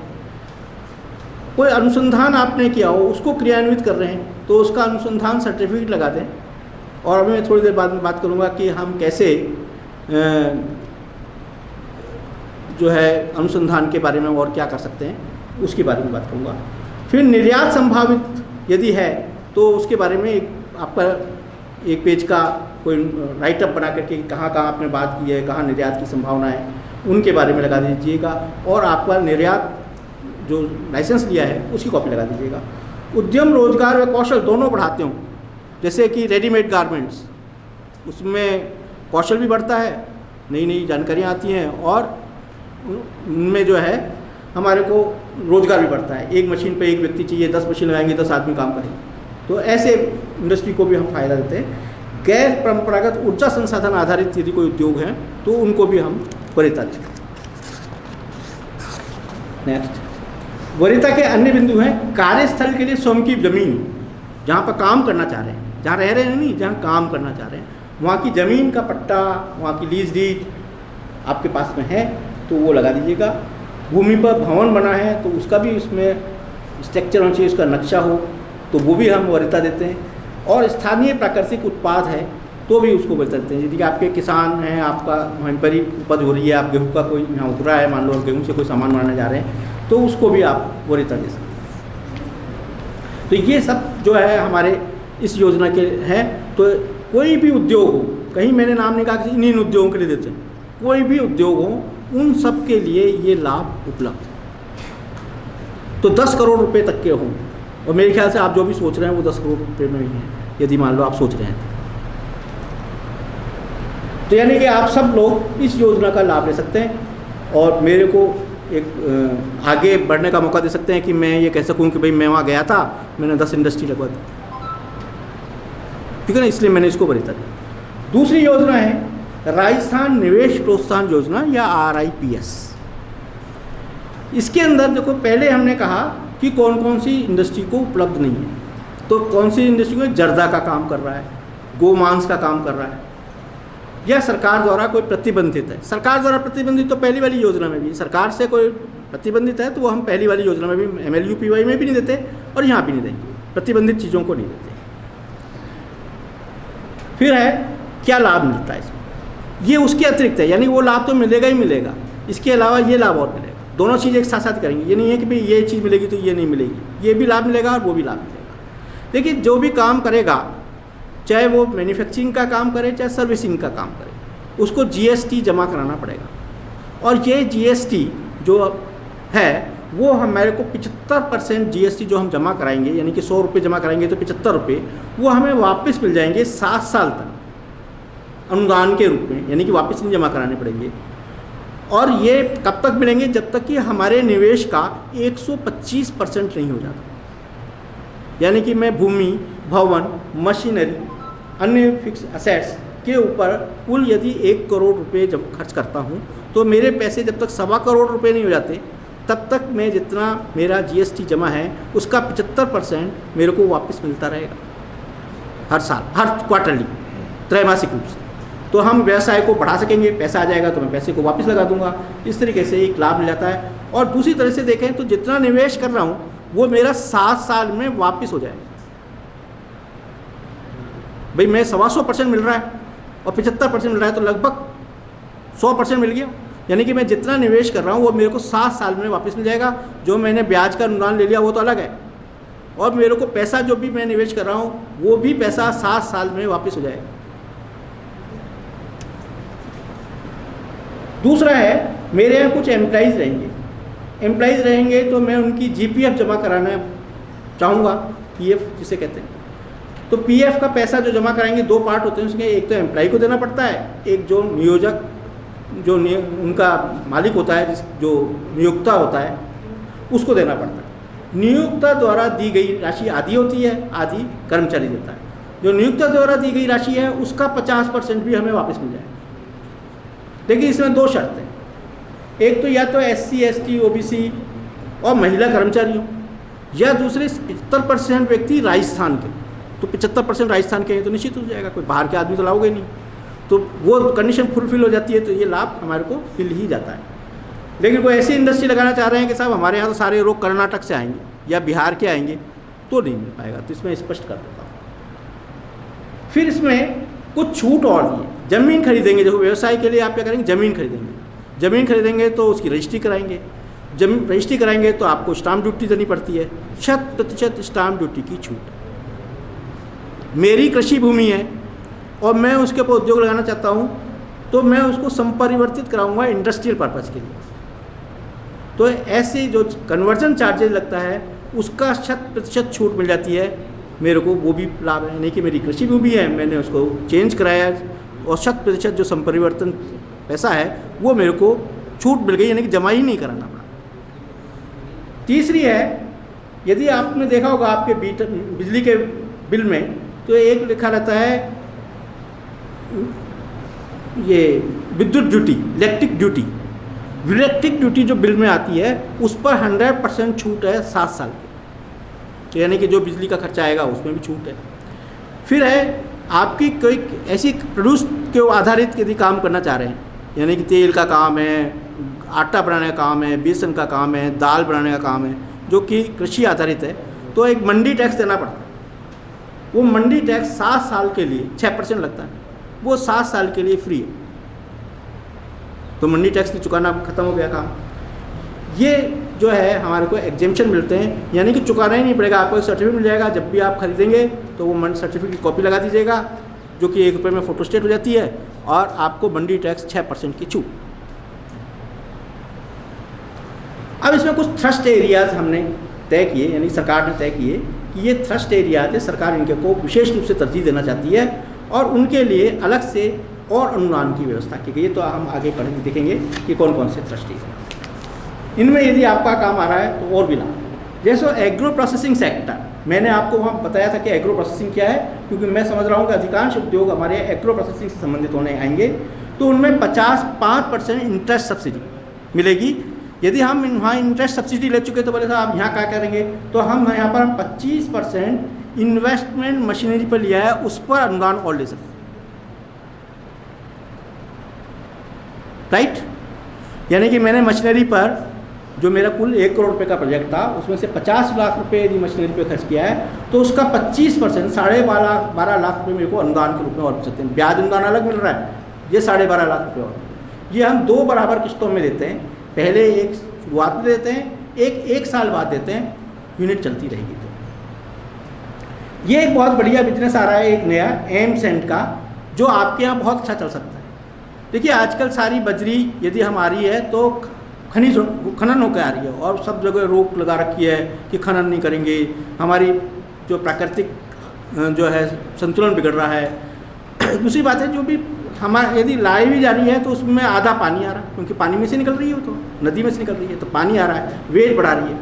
जबकि हम ये जो एमसेंड मशीन लगा करके हमारी इन्हीं रॉक से, जो हमारी चट्टानें हैं, उनसे ही हम एमसेंड बना सकते हैं, जो बजरी जैसा ही काम करती है। और चूँकि ये रॉक से बनी हुई है, इसलिए इसमें पानी भी नहीं है, तो बाज़ार में बिकने की संभावना भी अच्छी है। कम कॉस्ट की पड़ेगी उसको। मैं आधा पानी और आधा सैंड लेता हूँ तो मेरे को कहीं महंगी पड़ती है, सूख जाती है, जब वो होती है तो कम यूज हो पाती है, महंगी पड़ जाती है। और यदि एम सैंड होगी तो बाजार में ज़्यादा अच्छी बिकेगी, तो अच्छी बिकेगी। इसके लिए भी सरकार ने 25% एडिशनल सब्सिडी दी है, यानी कि जहाँ हम 75% पैसा वापस कर रहे थे, यहाँ 100% GST का पैसा आपको वापस हो जाएगा। पहली बात तो ये, यानी कि जितना GST जमा कराओगे वो वापस हो जाएगी 100%। दूसरा 5% इंटरेस्ट सब्सिडी मिल सकती है। यदि इंटरेस्ट सब्सिडी हमने पहले वाली स्कीम में ले ली है तो कैपिटल सब्सिडी मिल सकती है 20%, जो मशीनरी की पर मिलेगी। तो जो मशीन लगाओगे उस पर मिलेगी। केवल 2 से 3 करोड़ रुपए का प्लांट है, यदि आप लगाना चाहें तो ये बहुत अच्छा स्कोप का है, आप लगा सकते हैं। फिर है मेडिकल डिवाइस मैन्युफैक्चरिंग का काम कर सकते हैं। आप में से यदि ऐसा करना चाहें तो मेरे से व्यक्तिगत बात कर लें। मैं जहाँ पर सार्वजनिक रूप से काम हो सकते हैं उनको विशेष रूप से तरजीह दे दूँगा। टेक्सटाइल सेक्टर और इसमें एपरल सेक्टर के अंदर, यानी कि जो हम रेडीमेड गारमेंट्स बनाने का काम है, हॉजरी का काम है, उसके अंदर आप ये लाभ ले सकते हैं। इसमें भी वही है कि 5% इंटरेस्ट सब्सिडी मिलेगी और कैपिटल सब्सिडी भी मिलेगी। डेयरी सेक्टर का मतलब ये नहीं पशुपालन है, गाय भैंस पालन की बात नहीं कर रहा, डेयरी प्रोडक्ट बनाने का काम, चाहे हम मिल्क बनाएं, मिल्क को ठंडा करके बाहर शीतलन करके बेचें, तो उन सब चीज़ों के लिए ये डेयरी सेक्टर के अंदर आते हैं और उसमें भी 25% सब्सिडी या 5% इंटरेस्ट सब्सिडी। फिर है डिफेंस सेक्टर, ये भी आपसे समझनी है। इलेक्ट्रिकल व्हीकल बनाने का काम, खरीदना नहीं कि मैं इलेक्ट्रिकल व्हीकल खरीदूंगा मेरे को लाभ मिल जाएगा, नहीं। यदि इलेक्ट्रिक, इसको भी मैं इसलिए छोड़ देता हूँ, ये दोबारा से रिपीट हो गए हैं यहाँ पर। फिर विंड टरबाइन मैन्युफैक्चरिंग सेक्टर, ये भी आपके काम का नहीं है। और इन्वेस्टमेंट मोर देन 25 लाख इन हैंडीक्राफ्ट, ये हो सकता है काम का। हैंडीक्राफ्ट में यदि आप काम करना चाहते हैं और 25 लाख रुपए से ज़्यादा का काम करना चाहते हैं, करोड़ में नहीं लगाना, केवल 25 लाख रुपये से, तो हम आपको 25% of the investment made in the plant and machinery, यानी कि प्लांट एंड मशीनरी पर जो पैसा लगाया है उसका 25% अनुदान के रूप में उपलब्ध हो सकता है, जो कि 25 लाख रुपए तक की सीमा में हो सकता है। फिर है auto component sector, auto parts बनाएं आप, ये भी यहाँ चल सकता है काफ़ी काम, तो उसके पर भी विचार कर सकते हैं। इसमें भी उसी प्रकार से 5% इंटरेस्ट सब्सिडी और 25% मशीनरी पर विनिवेश पर अनुदान मिल सकता है। यदि हम लेदर और फुटवेयर का काम करना चाहें तो उस पर भी मिल सकता है। इसी प्रकार से 10 करोड़ सिरेमिक इंडस्ट्री और ग्लास के अंदर काम करना चाहें तो उस पर भी मिल सकता है। बायोटेक्नोलॉजी सेक्टर एक नया एडवांस सेक्टर है और आप में से कुछ ने अच्छी डिग्री ली हुई होगी यहाँ पर बैठे हैं जिनमें से, तो वो लोग भी इस पर काम कर सकते हैं। इसमें भी 25% सब्सिडी की स्कीम है। यही नहीं, सर्विस एंटरप्राइजेस को भी हम लाभ देते हैं। जैसे अम्यूज़मेंट पार्क यदि आप बनाएं बांसवाड़ा के अंदर, तो हम उसके पर भी 10 करोड़ रुपए यदि मान लो अम्यूज़मेंट पार्क का, तो उसमें भी ये लाभ जो है मिलते हैं। बायोटेक्नोलॉजी सेक्टर में भी ये लाभ मिलते हैं। कोल्ड चेन ऑफ फार्मास्यूटिकल्स के अंदर भी लाभ मिलते हैं, यानी कि मैं एक गाड़ी खरीदूं जिसमें यहाँ का दूध ले जाकर दिल्ली बेचना चाहता हूँ, दिल्ली तक बेचने के लिए मेरे को ठंडा रहना चाहिए दूध, ऐसी गाड़ी खरीदता हूँ तो उस पर भी ये लाभ मिलेगा। तो कोल्ड चेन प्रिजर्वेशन के अंदर भी काम आता है। ऐसे ही मैं यहाँ से मावा बनाऊँ और मावा जो है मेरे वहाँ पर जाए तो वो भी काम हो सकता है। तो ऐसे ही कॉमन यूटिलिटी सेंटर बनाने के लिए भी हम ये काम में ले सकते हैं। इसमें 50 लाख रुपए तक का इन्वेस्टमेंट होना चाहिए कम से कम भी। ऐसे ही कोई कन्वेंशन सेंटर बनाना चाहते हैं जहाँ पर आप लोग ये ऐसी सेमिनार्स वगैरह करते रहें, आप जो प्रोडक्ट्स आपके हों वो बिकें, तो ऐसे सेंटर्स के लिए भी आपको 2 करोड़ रुपये तक का यदि बनाते हैं तो ये लाभ मिलेगा। 2 करोड़ से वालों को नहीं, से कम वालों को नहीं है। ऐसे ही यदि मान लो आप कोई एंटरटेनमेंट में काम करना चाहते हैं, यानी मिनीप्लेक्स या मल्टीप्लेक्स बनाना चाहते हैं, सिनेमा हॉल बनाना चाहते हैं, तो उनमें भी ये 2 करोड़ रुपए से ज़्यादा का इन्वेस्टमेंट है तो ये लाभ मिलेगा। फिल्म सिटी बनाना चाहते हैं तो ये लाभ मिलेगा। हेल्थ केयर सेक्टर है, यदि हॉस्पिटल खोलना चाहें, इवन यदि संस्था भी खोलना चाहती है तो भी उसको ये लाभ मिलेगा। ऐसे इंडस्ट्रियल पार्क डेवलपमेंट करना चाहते हैं तो उसमें भी ये लाभ मिलेगा। 25 करोड़ रुपए तक का यदि आपको से अधिक का कोई काम करना चाहते हैं तो उसमें भी आपको ये लाभ मिलेगा। ऐसे आईटी सेक्टर में है, लॉजिस्टिक इंफ्रास्ट्रक्चर में है, वेयर हाउस का आप विशेष रूप से सुन लें। वेयर हाउस के अंदर यदि अपन काम करना चाहते हैं तो भी ये लाभ मिलेगा, लेकिन 3000 मीट्रिक टन का कम से कम भी आपको वेयर हाउस बनाना पड़ेगा। अब क्या डॉक्यूमेंट्स बहुत ज़्यादा नहीं है। जैसे मैंने पहले बताया कि सब हमारे योजनाएं वो SSO ID बना करके SSO पोर्टल पर ही होती है, तो SSO ID बनानी पड़ेगी और उसके बाद में हम इस काम को कर सकेंगे। एक तो सेल्फ अटेस्टेशन डिक्लेरेशन चाहिए, एक एफिडेविट चाहिए हमें कि मैंने जो भी कहा है वो सत्य कहा है और कोई बात छुपाई नहीं है। एक डेफिनेट फॉर्मेट है, उसको हम 100 रुपये के स्टाम्प पर निकलवा करके उस पर दस्तखत करके पब्लिक नोटरी करा लेते हैं। एक CSR अंडरटेकिंग देनी पड़ती है क्योंकि इसमें बड़ी कंपनियों को भी लाभ मिल रहा है। और एक CSR का मतलब आप जानते ही होंगे कि कारपोरेशन जो है सोशल का रेस्पॉन्सिबिलिटी होती है, कारपोरेट सोशल रेस्पॉन्सिबिलिटी, वो हमें पूरी करनी पड़ेगी। यानी कि हमें जो भी लाभांश होता है उसका करीब 5% सोशल कार्यों के लिए खर्च करना पड़ेगा कंपनी का, वो हम पूरा करेंगे। इस बात का एक सर्टिफिकेट देना पड़ता है। Copy of the first bill, जो आप पहला बिल काटेंगे उसकी कॉपी देनी पड़ेगी। एक कॉपी प्रोजेक्ट रिपोर्ट, इसके प्रत्येक कागज़ पर आपके दस्तखत होंगे। CA सर्टिफिकेट आपने कितना इन्वेस्टमेंट किया है उसके संदर्भ में देना पड़ेगा। एक GST रजिस्ट्रेशन कराएंगे क्योंकि सारा काम GST से लिंक्ड है, तो GST रजिस्ट्रेशन देना पड़ेगा। और जो आपने पहली वो काटा है बिल, उसकी यदि मान लो आपने कोई पैसे जमा कराए हैं तो उसकी कॉपी भी देनी पड़ेगी। एक RPCB Rajasthan pollution control board से CTE और CTO लेना पड़ेगा, उसकी कॉपी भी इसके साथ में लगानी पड़ेगी। एक जो है आपने कंपनी रजिस्ट्रेशन कराया होगा और कंपनी रजिस्ट्रेशन में आपका रिजोल्यूशन या फर्म आप रजिस्ट्रेशन कराया होगा और आपकी पावर ऑफ अटॉर्नी है, उसकी कॉपी भी इसमें लगानी पड़ेगी। और डिटेल एक्सपेंडिचर स्टेटमेंट देना पड़ेगा, जितना भी खर्चा किया है, क्योंकि उसके आधार पर ही आपको लाभ मिल रहा है। यदि आप बैंक से लोन ले रहे हैं और उसका लाभ लेना चाहते हैं तो आपको प्रोजेक्ट कंप्लीशन सर्टिफिकेट देना पड़ेगा बैंक से। इसके अलावा सेंक्शन लेटर देना पड़ेगा बैंक का। एक रिपेमेंट शेड्यूल देना पड़ेगा कि भाई मैं को कैसे कैसे पैसे वापस करूंगा, ताकि आपका ब्याज अनुदान ले रहे हैं तो उसका कैलकुलेशन हो सके, और कैसे कैसे पेमेंट मिला उसका डिस्बर्समेंट शेड्यूल चाहिए। और यदि मान लो आपका काम टेक्सटाइल से संबंधित है तो एक APR 2 में एक आपको सर्टिफिकेट देना पड़ेगा।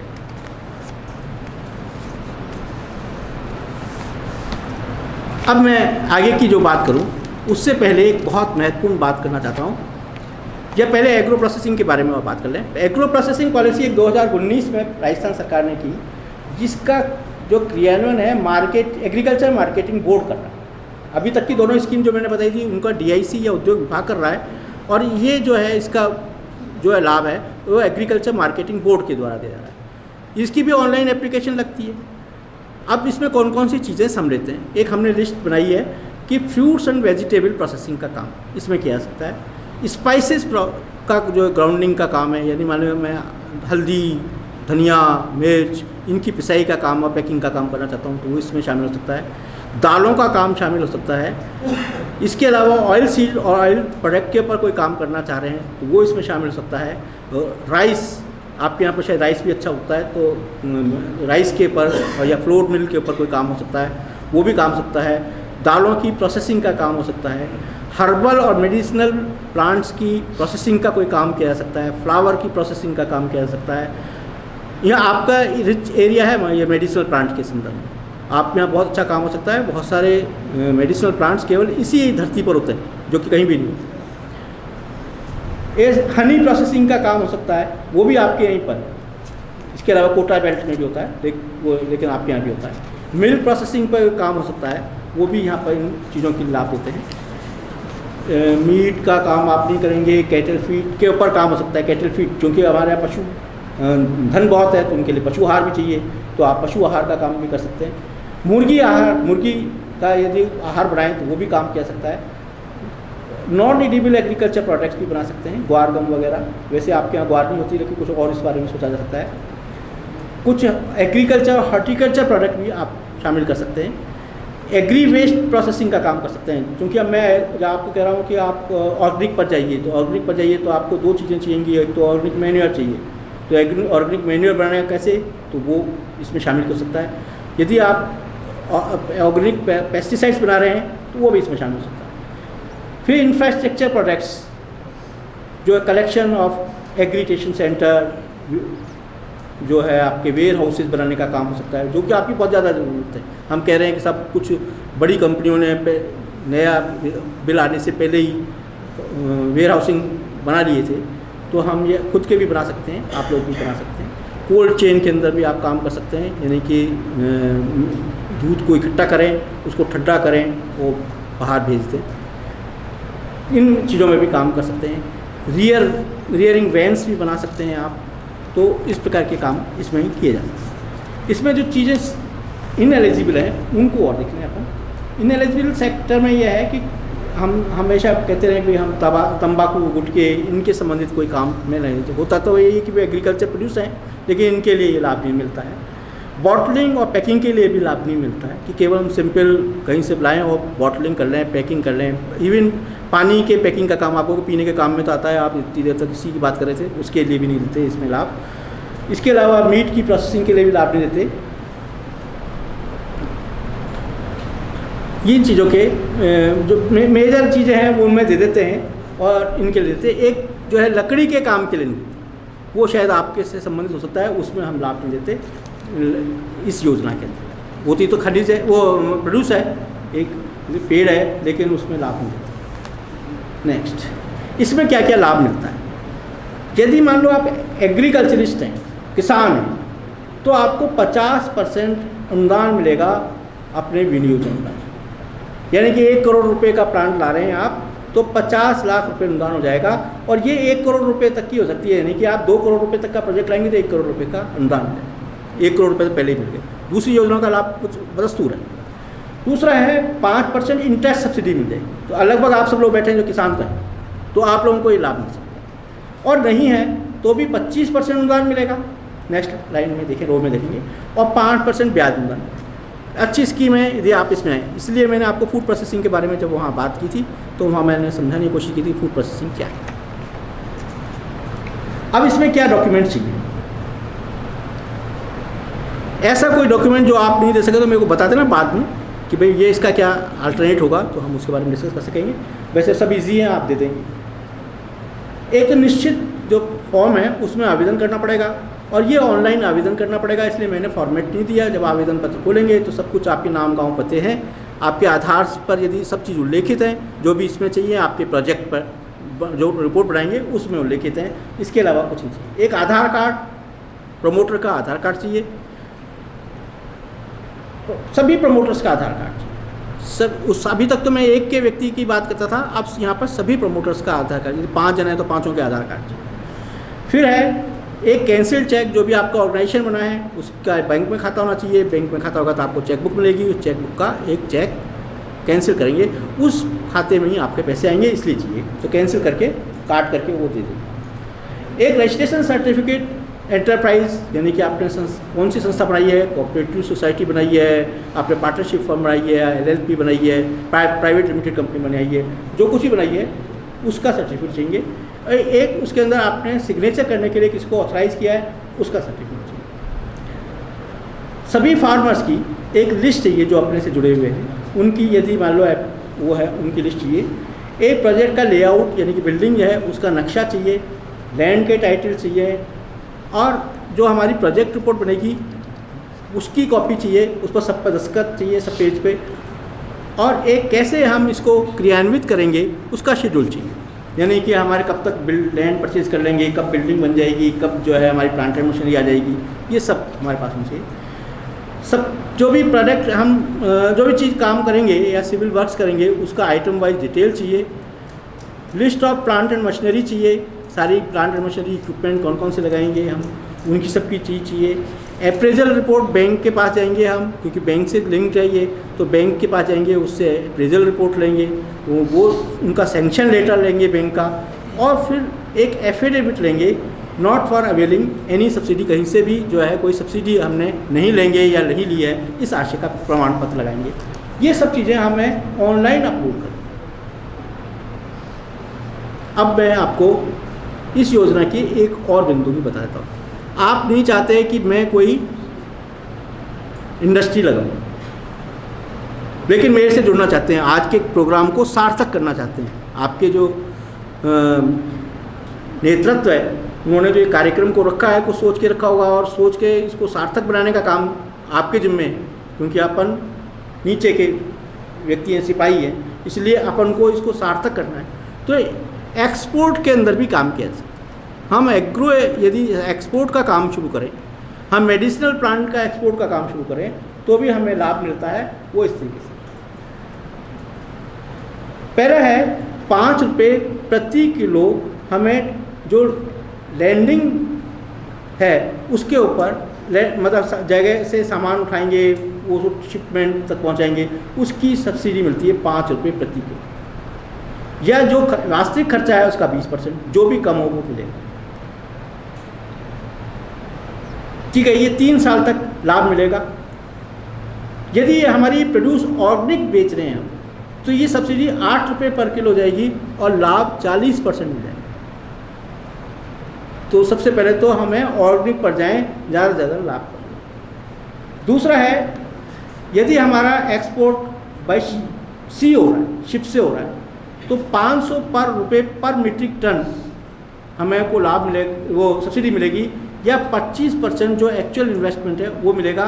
और यदि मान लो ये सब हमारी चीज़ ऑर्गेनिक है, तो हमारे को जो लाभ है वो 800 रुपये पर मीट्रिक टन हो जाएगा, और 40% एक्चुअल जो खर्चा है उसका 40% मिल जाएगा, जो भी कम होगा वो मिल जाएगा। ये 5 साल तक है।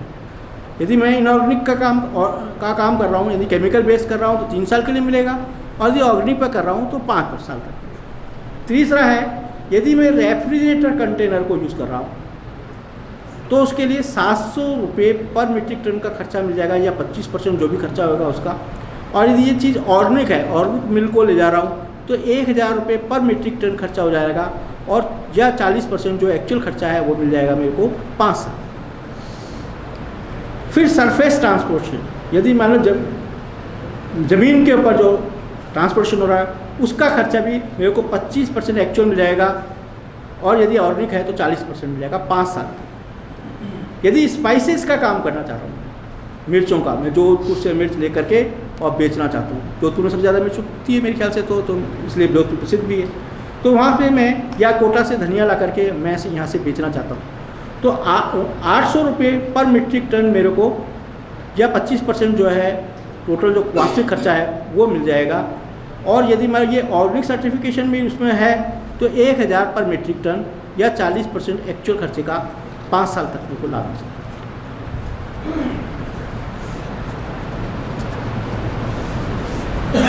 अब मैं ये सारी बात बताई, इसके बाद में मैं बता रहा हूँ एक CLCSS योजना, इसको भी अपन बात कर लेते हैं। ये पैसा ना तो हमें आवेदन करना होता है, मतलब आपको आवेदन करने की ज़रूरत नहीं है, न आपको पास पैसा आएगा, लेकिन लाभार्थी आप ही रहेंगे। इसमें आवेदन करता है बैंक, और केवल नेशनलाइज्ड बैंक के द्वारा से ये काम होता है। नीचे नाम दिए गए हैं। सिडबी से यदि आप लोन ले रहे हैं, SBI से ले रहे हैं, BOB, PNB, BOI, Andhra bank, corporation bank जो कि इसका नाम बदल गया है, कारपोरेशन बैंक, कैनरा बैंक, ये सब इंडियन बैंक, ये सब एक जगह हो गए, और इनसे यदि हम लोन लेते हैं तो हमको ये लाभ मिल सकता है। अदरवाइज प्राइवेट बैंक से लाभ लेंगे तो नहीं मिलेगा। पहली बात ये करें, ये लाभ प्राइवेट बैंकों को नहीं है, केवल गवर्नमेंट के बैंक हैं। यदि आप देखेंगे सबके नाम गवर्नमेंट बैंक हैं, इनसे यदि आप लेंगे, RRB से भी ये लाभ नहीं मिलेगा, लेकिन बैंक ऑफ बड़ौदा से ले लेंगे तो लाभ मिल जाएगा। बैंक ही अप्लाई करेगा, और भारत सरकार 15% अनुदान देगी, बैंक को ही भेजेगी, जमा होएगा आपके बैंक खाते में, यानी कि आपका जो लोन खाता है उसमें 15% पैसा आ जाएगा, यानी कि आपको 15% पैसा कम देना है। सारी योजनाओं का लाभ एक तरफ है, ये भी लाभ मिलेगा, तो 15% ये भी आएंगे। अब फिर भी इंडस्ट्री नहीं लगाना चाहें तो उसके बारे में मेरे पास कोई इलाज नहीं। सर ये आप लोगों के लिए है एक एग्रीकल्चर मार्केटिंग इंफ्रास्ट्रक्चर स्कीम है, जिसमें हम इंफ्रास्ट्रक्चर डेवलपमेंट के लिए पैसे देते हैं। यानी आप एक गोदाम बना, और एक आप FPO के रूप में अपने रजिस्टर करा लें, या वीमेंस की एक SHG के रूप में करा लें, तो 33.33% अनुदान है, यानी कि 1/3 अनुदान नहीं है। और हम यदि 1000 मीट्रिक टन का क्षमता का एक गोडाउन बनाते हैं तो उसकी कॉस्ट मानते हैं 1166 रुपये 55 पैसे प्रति मीट्रिक टन। यदि 1000 मीटर से अधिक का गोदाम बनाते हैं तो हम इसकी कीमत मानते हैं 1000 रुपये पर मीट्रिक टन, और 100 लाख रुपये तक की सब्सिडी मिल सकती है। अधिकतम सीमा है 100 लाख रुपये तक। तो जो महिला यहाँ पर बैठी हुई हैं इस बारे में सोचें, गोदाम बनना ही है, योजना आनी ही है, तो आप लोग उसको किराए पर दे करके गोदाम बना सकते हैं, केवल आपको गोदाम बनाना। और ये ऑर्गेनाइजेशन भी सोच सकता है सब लोगों से पैसा इकट्ठा करके एक मेंबरशिप बना करके एक हमेशा की आय जनरेट हो जाएगी, जो पैसा लगाएगा उसको लाभ मिलेगा। इसके लिए डॉक्यूमेंट्स चाहिए, वो भी कोई ज़्यादा नहीं है। एक तो जो नोडल ऑफिसर हैं उनसे आपका जो बैंक के नोडल ऑफिसर हैं जो आपको फाइनेंस करेंगे उनसे एक फॉरवर्डिंग लेटर चाहिए, एक एडवांस सब्सिडी क्लेम चाहिए, इसका फॉर्म है वो स्कीम में दिया हुआ है एनेक्चर 5 पर। एक कॉपी प्रोजेक्ट रिपोर्ट बनेगी, जो भी आपका सिविल का काम करेगा वो एक रिपोर्ट बना करके आपसे कहेगा कि मैं इतने में बना दूंगा, वही रिपोर्ट उसकी सबमिट हो जाएगी। यदि उसमें कोई टेक्निकल आस्पेक्ट जोड़ने होंगे तो मैं आपको सेवाएं दे सकता हूँ। एक है copy of the approved plan map, जब हम बनाएंगे तो बिल्डिंग का नक्शा भी बनाना पड़ेगा, तो बनेगा ही बनेगा, उसके बिना करेंगे नहीं, उसको अनुमोदन भी कराना पड़ेगा अपन को स्थानीय प्राधिकारी से, यानी कि यहाँ नगर निगम है तो नगर निगम से, रीको में बनाएंगे तो रीको के अधिकारियों से, पंचायत बनाएंगे तो पंचायत के अधिकारियों से। एक लोन सेंक्शन लेटर, क्योंकि इतना पैसा है हमें बैंक से भी लोन लेना पड़ेगा तो एक सेंक्शन लेटर भी लेना पड़ेगा। एक है हमारे को कॉपी ऑफ लैंड डॉक्यूमेंट, ज़मीन पर बनाएंगे तो उसका डॉक्यूमेंट भी चाहिएगा कि ज़मीन हमारी है, इस पर हम बनाएंगे। एक जो है फाइनेंशियल इंस्टीट्यूट का सर्टिफिकेट चाहिए, जो एक फॉर्मेट है उसमें मिल जाएगा। एक नोटराइज्ड एफिडेविट चाहिए कि जो हमने कहा है वो सब सही है। एक copy of duly registered partnership deed, यानी कि आप जो फर्म बनाएंगे जो सी भी है उसकी एक जो है हम ऑर्गेनाइजेशन बनाएंगे तो उसके सर्टिफिकेट। तो ये यदि आप देंगे तो आपका एक काम का गोदाम बन सकता है। इंडिविजुअल भी कर सकते हैं हम, बड़े क्योंकि पैसा ज़्यादा चाहिए इसलिए आप मिलकर भी कर सकते हैं। इस बारे में आइए और कुछ काम कर सकते हैं। फिर है पीएम, एक योजना अभी आई है, PM formalisation of micro food processing enterprise. इसमें हर ज़िले को एक फसल दी है, उस फसल पर आधारित यदि काम करेंगे, एसएचजी काम करें, एफपीओज काम करें, इंडिविजुअल काम करें तो उनको लाभ दिया जाए। और अपने लिए चुनी है बांसवाड़ा के लिए आम, यानी कि आप आम बेस्ड कोई प्रोडक्ट बनाएं। आम पापड़ होता है वो बनाएं, चाहे आप कैरी का अचार डालें, चाहे आप और कोई आम के पर यदि काम करें तो उसका जो लुगदी है उसको बना करके बेच दें, क्योंकि वो दूसरी जगह काम आएगी। तो आप यदि आम पर बेस्ड कोई काम करना चाहते हैं तो उसके लिए इस योजना में लाभ मिल सकता है। आपके लिए केवल एक ही प्रोडक्ट है, उस पर ही काम करना है। आम होता होगा यहाँ आम, जब भी यहाँ चुना गया तो आम के बेस पर ये काम हो सकता है। इसके अलावा एक पीएम कुसुम योजना है, जिसके अंतर्गत किसानों को अपने जो है ऊर्जा संयंत्र, सोलर ऊर्जा संयंत्र चलाने के लिए पीएम कुसुम योजना में लाभ मिलता है। 60% अनुदान देते हैं। इसके लिए कोई योजना को पढ़ने की जरूरत नहीं, कोई समझने को, इतनी सी बात करें 60% अनुदान मिल जाएगा। यहाँ पर कोई ना कोई एजेंसी है हमारे पास में, हर ज़िले के लिए एक एजेंसी निश्चित की हुई है। आपको उस एजेंसी के पास जाना है, अपना आवेदन पत्र भरने का तरीका सब चीज़ वो एजेंसी कर देगी, क्योंकि उसका भी लाभ उसमें नहीं होता। आपको अपना पैसा जो 40% लगाना है उसका ड्राफ्ट देना है और फिर सेंक्शन हो जाएगा, वो भी जब देना है जब सेंक्शन हो जाएगा। सेंक्शन देना है तो आपको 40% पैसा देना है, बाकी का पैसा सरकार देगी और आपके यहाँ लगा देगी तब दे देगी। फिर है एक एग्रीकल्चर इंफ्रास्ट्रक्चर फंड बनाया है सरकार ने, वो जो लाभान्वित हैं वो इंडिविजुअल को नहीं देंगे, केवल इन लोगों को देंगे, यानी कि कोई साख समिति हो, किसान उत्पादक संगठन हो, स्वयं सहायता समूह, यानी कि ऑर्गेनाइजेशंस को देंगे। इसका पैसा इंडिविजुअल्स को नहीं। तो इस बारे में कोई ऑर्गेनाइजेशन बनता है तो हम उनसे बात कर लेंगे और वो काम करना चाहेंगे तो हम उनके बारे में।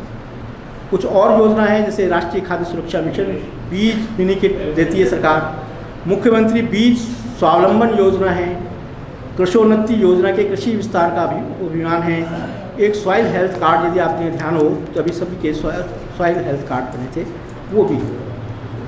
कुछ एग्रीकल्चर बेस्ड इंडस्ट्री बात कर लेता हूँ मैं।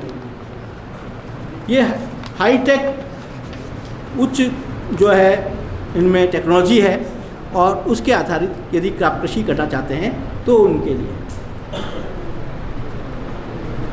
पहले बात तो है हमें वेजिटेबल की खेती करनी है ओपन फील्ड में, जैसे खेत हैं उनमें ही काम करना है, वेजिटेबल से संबंधित है, गेहूँ वगैरह के नहीं है। तो वेजिटेबल यदि आप उगाना चाहते हैं तो इंडिविजुअल भी कर सकते हैं, कोई आप संस्था बना के करना चाहें तो संस्था के भी बारे में कर सकते हैं। संस्था क्या क्या हो सकती हैं वो मैं पहले डिस्कस कर चुका हूँ। तो कोई भी जो है इंडिविजुअल रूप से भी इस काम को कर सकता है। इसमें क्या अनुदान मिलता है? परियोजना लागत का 50% अनुदान मिलता है फल और सब्जी उगाने के लिए। शायद नहीं पता होगा तो पहली बार पता लग रहा है आपको। दूसरा है इसमें क्या क्या चीज़ें शामिल की जाती है, किस किस चीज़ का खर्चे को हम 50% मानते हैं। एक तो है रोपण, यानी कि जो हम फल सब्जी का पौधा लाएंगे, उसको उगाएंगे, उसकी यदि को पहले हम नर्सरी बनाएंगे वो काम। दूसरा है वृक्षारोपण। तीसरा है सिंचाई। तीसरा है उनका कोई यदि प्रजनन करना पड़ता हो तो वो। और एक जीएपी को हम फॉलो करें, इसके लिए कोई इंस्ट्रूमेंट वगैरह हम चाहिए। और ये शामिल चीज़ें की है। 2500 वर्ग मीटर से ऊपर के क्षेत्र को कवर करने वाली प्रति परियोजना लागत का 112 लाख प्रति 2500 वर्ग मीटर आंकी गई है। यानी कि एक 2500 वर्ग मीटर यदि आप खेती कर रहे हैं तो उसका खर्चा 112 लाख रुपये, ये मैक्सिमम है। यदि आपका कम है तो कम करेंगे। ये credit linked back ended subsidy है, यानी कि आपको कब मिलेगी? जब आप बैंक का पैसा सारा वापस चुका देंगे। और बैंक से लोन लेना जरूरी है। ये नहीं कि मैं तो वैसे ही दिखा दूंगा कागजों में तो मिल जाएगा क्या, तो मैं अभी बना कर देता हूँ। बैंक लिंक्ड है। दूसरा है खुले क्षेत्र की परिस्थितियों में वाणिज्यिक बागवानी, यानी कि परियोजना लागत का 40% तक अनुदान मिलता है। पहले मैंने गलत बोल दिया, संरक्षित क्षेत्र की थी, यानी कि जब पोली हाउसेज में बनाएंगे तो उसके लिए था पहले, और अब यह खुले के अंदर। खुले में जो है 40% तक अनुदान मिलता है, वहाँ 50% तक अनुदान मिल रहा था, यहाँ 40% तक मिलेगा। चीज़ें ओके वही शामिल हैं इसमें भी। इसमें कुछ परियोजनाओं की अनुमानित लागत 75 लाख रुपए है। यदि खजूर, जैतून या केसर का काम करोगे तो केसर तो अपने यहाँ नहीं हो पाएगा, लेकिन खजूर और जैतून का काम अपने यहाँ अच्छा चल सकता है। इस पर 125 लाख रुपए तक का खर्चा आ सकता है। ये भी क्रेडिट लिंक सब्सिडी है। पोस्ट हार्वेस्ट मैनेजमेंट के लिए भी हम पैसा देते हैं, जिसमें पैक हाउस बनाने के लिए, पकने के लिए चैम्बर बनाने के लिए, रेफरेंस वैन बनाने के लिए, रिटेल आउटलेट्स के लिए भी देते हैं, यानी कि अब सब्जियों की दुकानों के लिए भी देते हैं। प्री कूलिंग यूनिट्स बनाने के लिए, प्राथमिक प्रसंस्करण के लिए, कोल्ड रूम बनाने के लिए परियोजना लागत का अधिकतम 135 लाख रुपए प्रति परियोजना सब्सिडी है। ये भी क्रेडिट लिंक्ड है, यानी कि बैंक के का लोन चुका देंगे तो मिलेगी। अब इसके लिए कुछ क्या मानदंड हैं उनके बारे में बात कर लेते हैं। इसमें जो हम जैसे मैंने कहा 125 लाख रुपये की परियोजना लागत मानी गई है, तो परियोजना लागत में क्या क्या चीज़ें शामिल हैं और कितना कितना परसेंटेज है। इसमें यदि भूमि खरीद रहे हैं तो उसका 10% कुल परियोजना लागत का 10%, यानी 125 लाख का मतलब 12.5 लाख रुपए तक की भूमि खरीद रहे हैं तो आपको लाभ मिलेगा। यदि आपने इससे ज़्यादा की खरीदी तो 12.5 लाख रुपये का लाभ मिलेगा। दूसरा, भूमि विकास के लिए, हल जुताई वो सब काम के लिए 15%। तीसरा है खेती की लागत, निर्धारित राशि क्या वो है वो मैं थोड़ी देर में बताऊँगा आपको। ड्रिप योजना के अंतर्गत यदि पाइपलाइन बिछाएंगे तो उसका प्रति एकड़ जो है खर्चा आंका गया है वो 20,000 रुपये है। फिर स्प्रिंकलर सिस्टम लगाते हैं तो 1.5 लाख रुपये तक के प्रति एकड़ का खर्चा माना है। सिंचाई करते हैं तो 50,000 खुले में और 4 लाख रुपये संरक्षित क्षेत्र में। ऐसे ही जो मशीन यदि आप खरीदते हैं, ट्रैक्टर खरीदते हैं तो 3 लाख रुपये की कीमत मांगी है। हो सकता है 4 लाख का आता हो, 5 लाख का आता हो। पावर ट्रेलर यदि आप लेंगे तो 1 लाख रुपया। अन्य उपकरण के लिए 30,000 रुपये। प्लास्टिक मल्चिंग, आजकल क्या है कि मॉइस्चर नहीं बाहर निकल जाए इसलिए हम ये पौधा होता है उसी जगह पर बाहर जगह देते हैं और बाकी सारे को ढक देते हैं प्लास्टिक के उसके ऊपर 70,000 रुपये का खर्चा मानते हैं। पैक हाउस बनाने के लिए 4 लाख रुपये, स्टोर रूम बनाने के लिए 20,000 रुपये और स्थायी संरचना बनाने के लिए वर्मी कंपोस्ट वगैरह के लिए 60,000 रुपये तक का अनुदान है। अब प्रति एकड़ लागत कैसे निकालते हैं? आंवला के लिए हम ये मानते हैं कि पौधों की दूरी 6 इंटू 6 मीटर के अंदर होगी। सारी सूचनाएं मीटर के अंदर हैं। पौधों की संख्या 444 होगी और इसकी खर्चा 1.25 लाख रुपए है। ऐसे बेल, उसकी कीमत अलग अलग दी हुई है और इसकी कॉपी हमने आपको दे रखी है। इस हिसाब से हम ये खर्चे मानते हैं। संरक्षित आवरण में जो खेती कर रहे हैं उनमें ये चीज़ें हैं। फूल ये 2 तरीके के हैं, एक तो एंथोरियम और आर्किड, ये आपके यहाँ उगते हैं, इन्हीं को मैं निक के लाया हूँ। और ये इसमें जो पोली हाउस बनाने का खर्चा है वो 33.76 लाख रुपए का है। फसल उत्पादन लागत 28 लाख रुपए है। और अधिकतम परियोजना लागत 70 लाख रुपए तक का हो सकता है। इसका लाभ जो 50% है आपको मिलेगा। फूल, यदि गुलाब, लिलियम इसके आप करें तो गुलाब का यहाँ पर हो सकता है, क्योंकि अजमेर के अंदर भी काफ़ी अच्छा गुलाब हो रहा है। तो 33.76 लाख रुपए हमने इसकी पॉली हाउस बनाने का खर्चा किया है और फसल उत्पादन का खर्चा 17 लाख रुपए का है। ऐसे 60 लाख रुपए तक की अधिकतम परियोजना लागत का पैसा मिल सकता है। फूल, मॉर्नेशन और गरबेरा, ये मेरे को नहीं पता कि आप यहाँ, लेकिन जैसे ही उसकी वो बता रखी है क्लाइमेट, उसके अनुसार आपके यहाँ हो सकता है। तो आप किसी एग्रीकल्चरिस्ट से संपर्क करने के बाद में इनको उपयोग करें। 66 लाख रुपए की अधिकतम परियोजना लागत है और इसका 50% आपको मिल सकता है। उच्च मूल्य सब्जियां जैसे खीरा, टमाटर, शिमला मिर्च, इनके लिए मिलता है। अब इनका मार्केट कितना है ये आपको देखिए। 28.40 लाख रुपए पॉली हाउस के लिए और 5 लाख रुपए फसल 5.60 लाख रुपए फसल उत्पादन के लिए, 40 लाख रुपए तक के अधिकतम। ऐसे कोल्ड स्टोरेज का यदि आप काम करना चाहते हैं तो उसके लिए भी दे रखा है। 5000 मीट्रिक टन तक का यदि कोल्ड स्टोरेज बनाना चाहते हैं तो 8000 रुपये पर मीट्रिक टन का खर्चा टाइप 1 में है। टाइप 2 के अंदर 10,000 है। ये किसी सिविल कंस्ट्रक्टर से बात करेंगे आप तो टाइप 1 और टाइप 2 की बात पता लग जाएगी, या कोल्ड स्टोरेज के जब कोटेशन लेने जाएंगे तो वो भी बता देंगे। तो मैं यहाँ पर डिस्कस नहीं कर रहा क्योंकि मैं अच्छी तरह समझा नहीं पाऊँगा उसको। ऐसे ही कोल्ड स्टोरेज की क्षमता यदि 5000 से 1 से 6500 तक है तो 3600 रुपये पर मीट्रिक टन का खर्चा मानते हैं, और इनका जो खर्चा है उसके हिसाब से इनका अनुदान मिलता है, जो कि मैंने यहाँ बताया। इसके लिए जब ऑनलाइन एप्लीकेशन होती है एक आवेदन शुल्क लिया जाता है। 10 लाख रुपए तक का यदि हमारे पास में आवेदन है तो 1000 रुपये है, उससे ज़्यादा है तो 2000 है, और 20 लाख रुपये से अधिक है तो 5 लाख रुपये, अधिकतम 10,000 रुपये तक का इसमें आवेदन शुल्क देनी पड़ती है। ये नॉन रिफंडेबल है, ये नहीं साहब मेरे को लोन नहीं मिला तो अब मेरे को वापस कर दो। इसके लिए कौन कौन सी जरूरत आवश्यकता है? स्वप्रमाणित पैन कार्ड चाहिए एक तो, और वोटर ID चाहिए, वो आप लोगों के पास में। स्वप्रमाणित आधार कार्ड चाहिए, ये भी है आपके पास में। यदि company, society, trust, partnership firm है तो उसका पंजीयन प्रमाण पत्र चाहिए, ये पंजीयन कराएंगे तो मिल ही जाएगा। जाति प्रमाण पत्र, यदि SC ST है तो अपने यहाँ है ही नहीं, कोई बैठा हुआ ही नहीं है। अंडरटेकिंग एक चाहिए, एक प्रेस्क्राइब फॉर्मेट है, उसको 500 रुपये के स्टाम्प पर लिखवा करके अंडरटेकिंग मिल जाएगी। भूमि संबंधी दस्तावेज, जहाँ भी आप करेंगे तो भूमि होगी, जब भी ये काम कर पाएंगे, एग्रीकल्चर का काम है। यदि आवेदक कई संयुक्त आवेदकों में से एक है तो अन्य के अनामत्ति प्रमाण पत्र चाहिए। मान लो मेरी ज़मीन में 3 पार्टनर्स हैं, मेरे अभी खाता नहीं खुला है, तो मेरे को इस बात का आशय का कि भाई दोनों को कोई प्रॉब्लम नहीं। इस आशय का प्रमाण पत्र की वे परियोजना समाप्ति से पूर्व परियोजना को नहीं छोड़ेंगे, ये भी प्रमाण पत्र चाहिए। भाई है ना, वो कल को कह देंगे साहब मेरे को तो नहीं चाहिए अनुदान। यदि TSP क्षेत्र है तो नोटिफिकेशन का स्वयं प्रमाणित प्रति, ये शायद TSP एरिया है तो इसका ये देख लीजिएगा। फिर विस्तृत परियोजना रिपोर्ट, ये आप मेरे को कहेंगे तो मैं बना दूंगा, आप कहीं और से लेना चाहेंगे तो आप ले लेंगे, जिससे टेंडर कोटेशन लेंगे मशीन के वो भी बना के दे देगा। साइट लेआउट प्लान ब्लूप्रिंट बनेगा, ये सिविल कोई आप जिससे काम कराएंगे वो बना करके देगा, पहले आपको एवरेज बताएगा भी कॉस्ट क्या लगेगी। कोल्ड स्टोरेज, यदि आप राइपनिंग चैम्बर और रेफर वैन के मामले में बेसिक डेटा शीट होती है वो आपको अलग अलग है सबकी, वो बनानी पड़ेगी। पॉली हाउस और शेड नेट हाउस के मामले में निर्धारित प्रपत्र में तकनीकी मानक वो बताने पड़ेंगे, और बैंक का विवरण, स्वीकृति पत्र और अनुमोदित परियोजना रिपोर्ट ये भी लगानी पड़ेगी। एक मैंने आपसे कहा था कि औषधीय पौधों की बहुत आवश्यकता है।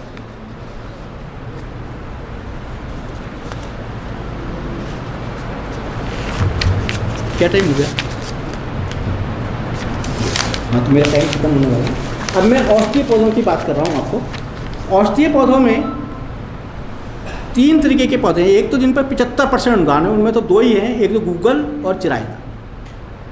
यदि आप यहाँ अच्छा उग सकता है, गूगल भी अच्छी पैदावार देगा और चिरायता, यदि ये आप उगाना चाहते हैं अपने तो 75% सरकार अनुदान देती है।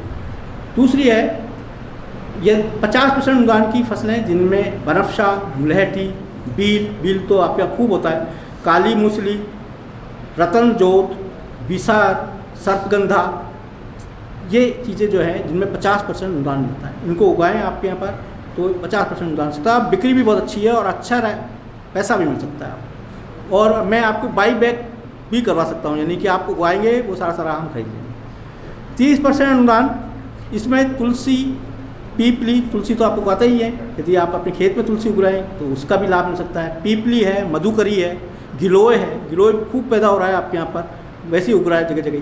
और घृत कुमारी, शतावरी, नीम, ब्राह्मी, आपके जो खेत है उसके चारों तरफ नीम उगा दें। नीम के पत्ते भी बिकते हैं, नीम के जो है निवोली भी बिकती है। ब्राह्मी, सदाबहार, सफ़ेद मूसली, अश्वगंधा, ये भी खूब उग रहा है आपके यहाँ पर। इसबगोल, ये चीज़ें इन पर 30% अनुदान है, आपको ज़्यादा मेहनत नहीं करनी पड़ेगी। जो आपकी ज़मीन जिस पर कुछ नहीं उगता उस पर उगा लीजिए। नीम तो ऊपर चला जाएगा, नीचे आप दूसरी फसल भी लेते रहेंगे, जैसा लेंगे वैसे लेते रहेंगे। तो ऐसे कुछ पौधे। अब मैं, वैसे तो मेरा समय ख़त्म हो गया, लेकिन कुछ बात मैं आवश्यक करना चाहता हूँ, और वो है मैं जो बात करना चाहूँगा वो है स्टार्टअप के बारे। एक बहुत अच्छा कंसेप्ट है, तो उसके बारे में थोड़ी सी बात करना चाहूँगा। देखिए स्टार्टअप क्या है, पहली बात तो 3 चीज़ें हैं। एक तो कोई नई सेवा हो या नया उत्पाद हो, या उसकी बनाने का तरीका नया हो, या उसका कोई उपयोग लेने का तरीका नया हो, विपणन का कोई नया तरीका हो, तो वो स्टार्ट। दूसरा है कि वो नए रोजगार के अवसर प्रदान करें, क्योंकि चाहे नई चीज़ है तो नए रोजगार के अवसर पैदा हो रहा है। अभी तक तो नहीं होता था, लेकिन अब होने लगा। और तीसरा है अधिक आय उपार्जन हो। जैसे मैं जितनी भी बात कर रहा हूँ कि सब आप ये चले जाइए मेडिसिनल प्लांट की तरफ, तो स्टार्टअप हो सकता है। अभी तक नहीं हो रहा था, अब हो सकता है। मेडिसिनल प्लांट को उपयोग करके आपने पिसाई करके साफ करके सब 5-7 मिनट ही लूँगा, तो उसके बारे में भी काम कर सकते हैं। हो गया? हाँ, तो स्टार्टअप पर 5 मिनट कल 5 मिनट। इसके अंदर हमारे यहाँ पर एक भामाशाह स्टार्टअप योजना राजस्थान सरकार लाई है, और 500 करोड़ रुपए का प्रावधान किया है। इसका ऑफिस हमारे पास में जयपुर के अंदर है, जहाँ पर योजना भवन है, आप जानते हो तो सेक्रेटरीट के बिल्कुल पीछे की तरफ, तो वहीं पर इसका ऑफिस है, कमरा नंबर 6 में। आप चाहें तो वहाँ जाकर के पूरी योजना ले सकते हैं। इसका एक ऑफिस उदयपुर के जिला कलेक्टर कार्यालय में है, आप वहाँ जाकर के भी इस योजना के बारे में जानकारी ले सकते हैं। और वहाँ पर आपको, ये सभी संभाग स्तर पर है, लेकिन अपना संभाग उदयपुर है, इसलिए उदयपुर में भी है। आप वहाँ पर भी ये सब चीज़ें ले सकते हैं। स्टार्टअप के अंदर जो है नई चीज़ों का काम है। पहले यदि आप कोई योजना बनाते हैं तो उसका आवेदन हम दे सकते हैं। एक साइट है, उसको आप नोट करना चाहें तो कर लें, और वो है iStart, इजी है, iStart Rajasthan.gov.in। इस पर जाकर के आप अपने स्टार्टअप के बारे में जानकारी दे सकते हैं, आपकी परियोजना के बारे में जानकारी दे सकते हैं। और यदि आपका स्टार्टअप चिन्हित होता है तो 3 पार्ट करते हैं उसमें। यदि प्लेटिनम है तो आपको 25 लाख रुपए तक का अनुदान मिल सकता है। यदि गोल्ड के अंदर चिन्हित होता है तो 15 लाख रुपए तक का अनुदान, 20 लाख रुपए तक का अनुदान मिल सकता है। और यदि वो सिल्वर में चयनित होता है तो 15 लाख रुपए तक का अनुदान मिल सकता है। यदि आपका स्टार्टअप इस योजना में चिन्हित होता है, आप आवेदन करते हैं, ऑनलाइन कहीं जाने आने की जरूरत नहीं है, जाना है तो उदयपुर तक जाना है।